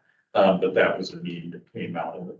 Health first, EMS readiness. The funding continues there. Again, we had 6.4 million last fiscal year, 8.2 the next, although really it's 6.4, the other 2 million for dispatch initiatives. First time that we have had EMS direct funding in Indiana. Here are training institution grants. And this was the equipment. We earlier covered that we did the training for initial education courses. Well, with the equipment grants, we just announced and we had $1.3 million. Stan coordinated that. Several people in this room were on the review committee, but we had 53 applications requesting 1.8 million. But we were able to award 28 ALS and 13 ELS training institutions around the state. We're still working on the online education, the contract for Bowen Center, the rapid interfacility pilot. Dr. Yazel's drafted that and submitted it. We have a meeting coming up with procurement at IDOA to kind of review that. So we hope that a bid process will start soon on that. Student test prep package has been submitted, no movement on that. The CADIS funding, we're just finalizing the contract and then we'll have an announcement about tracking continuing education within your CADIS account, which I think is going to be a huge improvement. It's been requested by people. And then instructor development. Gary's been working on that with myself, and we had the one course that was successful last month. We hope to have more courses later this year. District forums, we will be doing the provider forums, and those will be around the state, and those are the dates. And when we do those, we will do it from 9 a.m. local time till about 5 p.m. local time. And what we decided to do this year, we'll have EMS updates. We'll have a break at 11:30 for both the EMS Association sponsoring lunch. So they'll give an update on what's going on with the EMS Association and then proceed into lunch. From 12:30 to 1:30, we have breakout sessions that'll include medical director, but also because poor Dr. Yazel, sometimes it gets people that like hospitals, but not a lot of other doctors come to this. So we want to talk about hospital interaction. So that would be appropriate for EMS coordinators, other people talk about diversions, things like that. Mobile integrated healthcare, Emily will facilitate that. EMS education, either Carrie or Zach Westfall will facilitate those. And then pediatric education coordinators, Margot has agreed to attend and meet with people on the pediatrics. And particularly, some of these are around the time of the survey, so it may be a good opportunity to talk to her. The afternoon then will be 1:30 to 5 will be state regulations for EMS providers. It is similar to the same course we did when we did it 2 years ago. We called it leadership, but I decided that's a misnomer on my part when I named that, because it's not really teaching you to be a leader, but the idea was makes you a better leader if you understand the state regulations. So we will offer that. Those are all indicators, thanks to the work of Robin. She did get them in there and you can register and it'll ask you which breakouts you want to do. So please consider registering. That helps us get a head count for meals and space planning. But also, for instance, if no one signed up for the pediatric coordinator, then I know Margot Price will not drive around the state if there's no one. Last time we were fortunate to have everyone for every session. We do have a collaboration opportunity. Indiana Association of Area Agencies on Agency, IAAAK, sorry, the long one. I struggled when I was typing it. I'm like, do I have enough of these or not? Met with their liaison, and they had heard about home integrated health and they looked at it and they're like, it's some of the same stuff we want. And so they would like to partner with us because they provide a lot of the social services. So if they are working in tandem with our mobile integrated health providers, they may be able to help with some of the social needs in their districts. So we'll work with the MIH subcommittee on that, but that should be something that does well and improves both of our organizations. We have an agency EMR class that Carrie is spearheading that as well. And so our agency, we did one in 2019. And we produced a handful of people and they are still there, surprisingly, most of them. But we have 9 staff members enrolled this time. And so that's just something for awareness. EMS Compact continues. I remain the chairperson. We did adopt rules on states not in compliance and how they treat. Indiana still has a data issue that we're aware of and that we're working. So we're partially not in compliance, but fortunately for the new rule, we're not on the list. The list gets you on when you're ignoring the problem, not working towards it. So I was laughing. I go, am I going to be approving a rule that I'm going to be penalized for? The SIMSO, we have regional in-person meeting. It will be in Indiana this year, probably around IERC time, that first week of October. I know Commissioner Bowman popped in to listen to some of the presentations and such. So we'll keep you posted on that. The annual meeting is in Pittsburgh. And so Robin and I and Dr. Yezel will likely be traveling there for that in May. National Registry of EMTs, the July 1st transitions that we have coming up are just the big thing that they're pushing right now. Other updates, we go more in detail with Gary's quarterly meetings or the actual update from them in April. No, nothing report from NAEMT or AAA. That is all I have.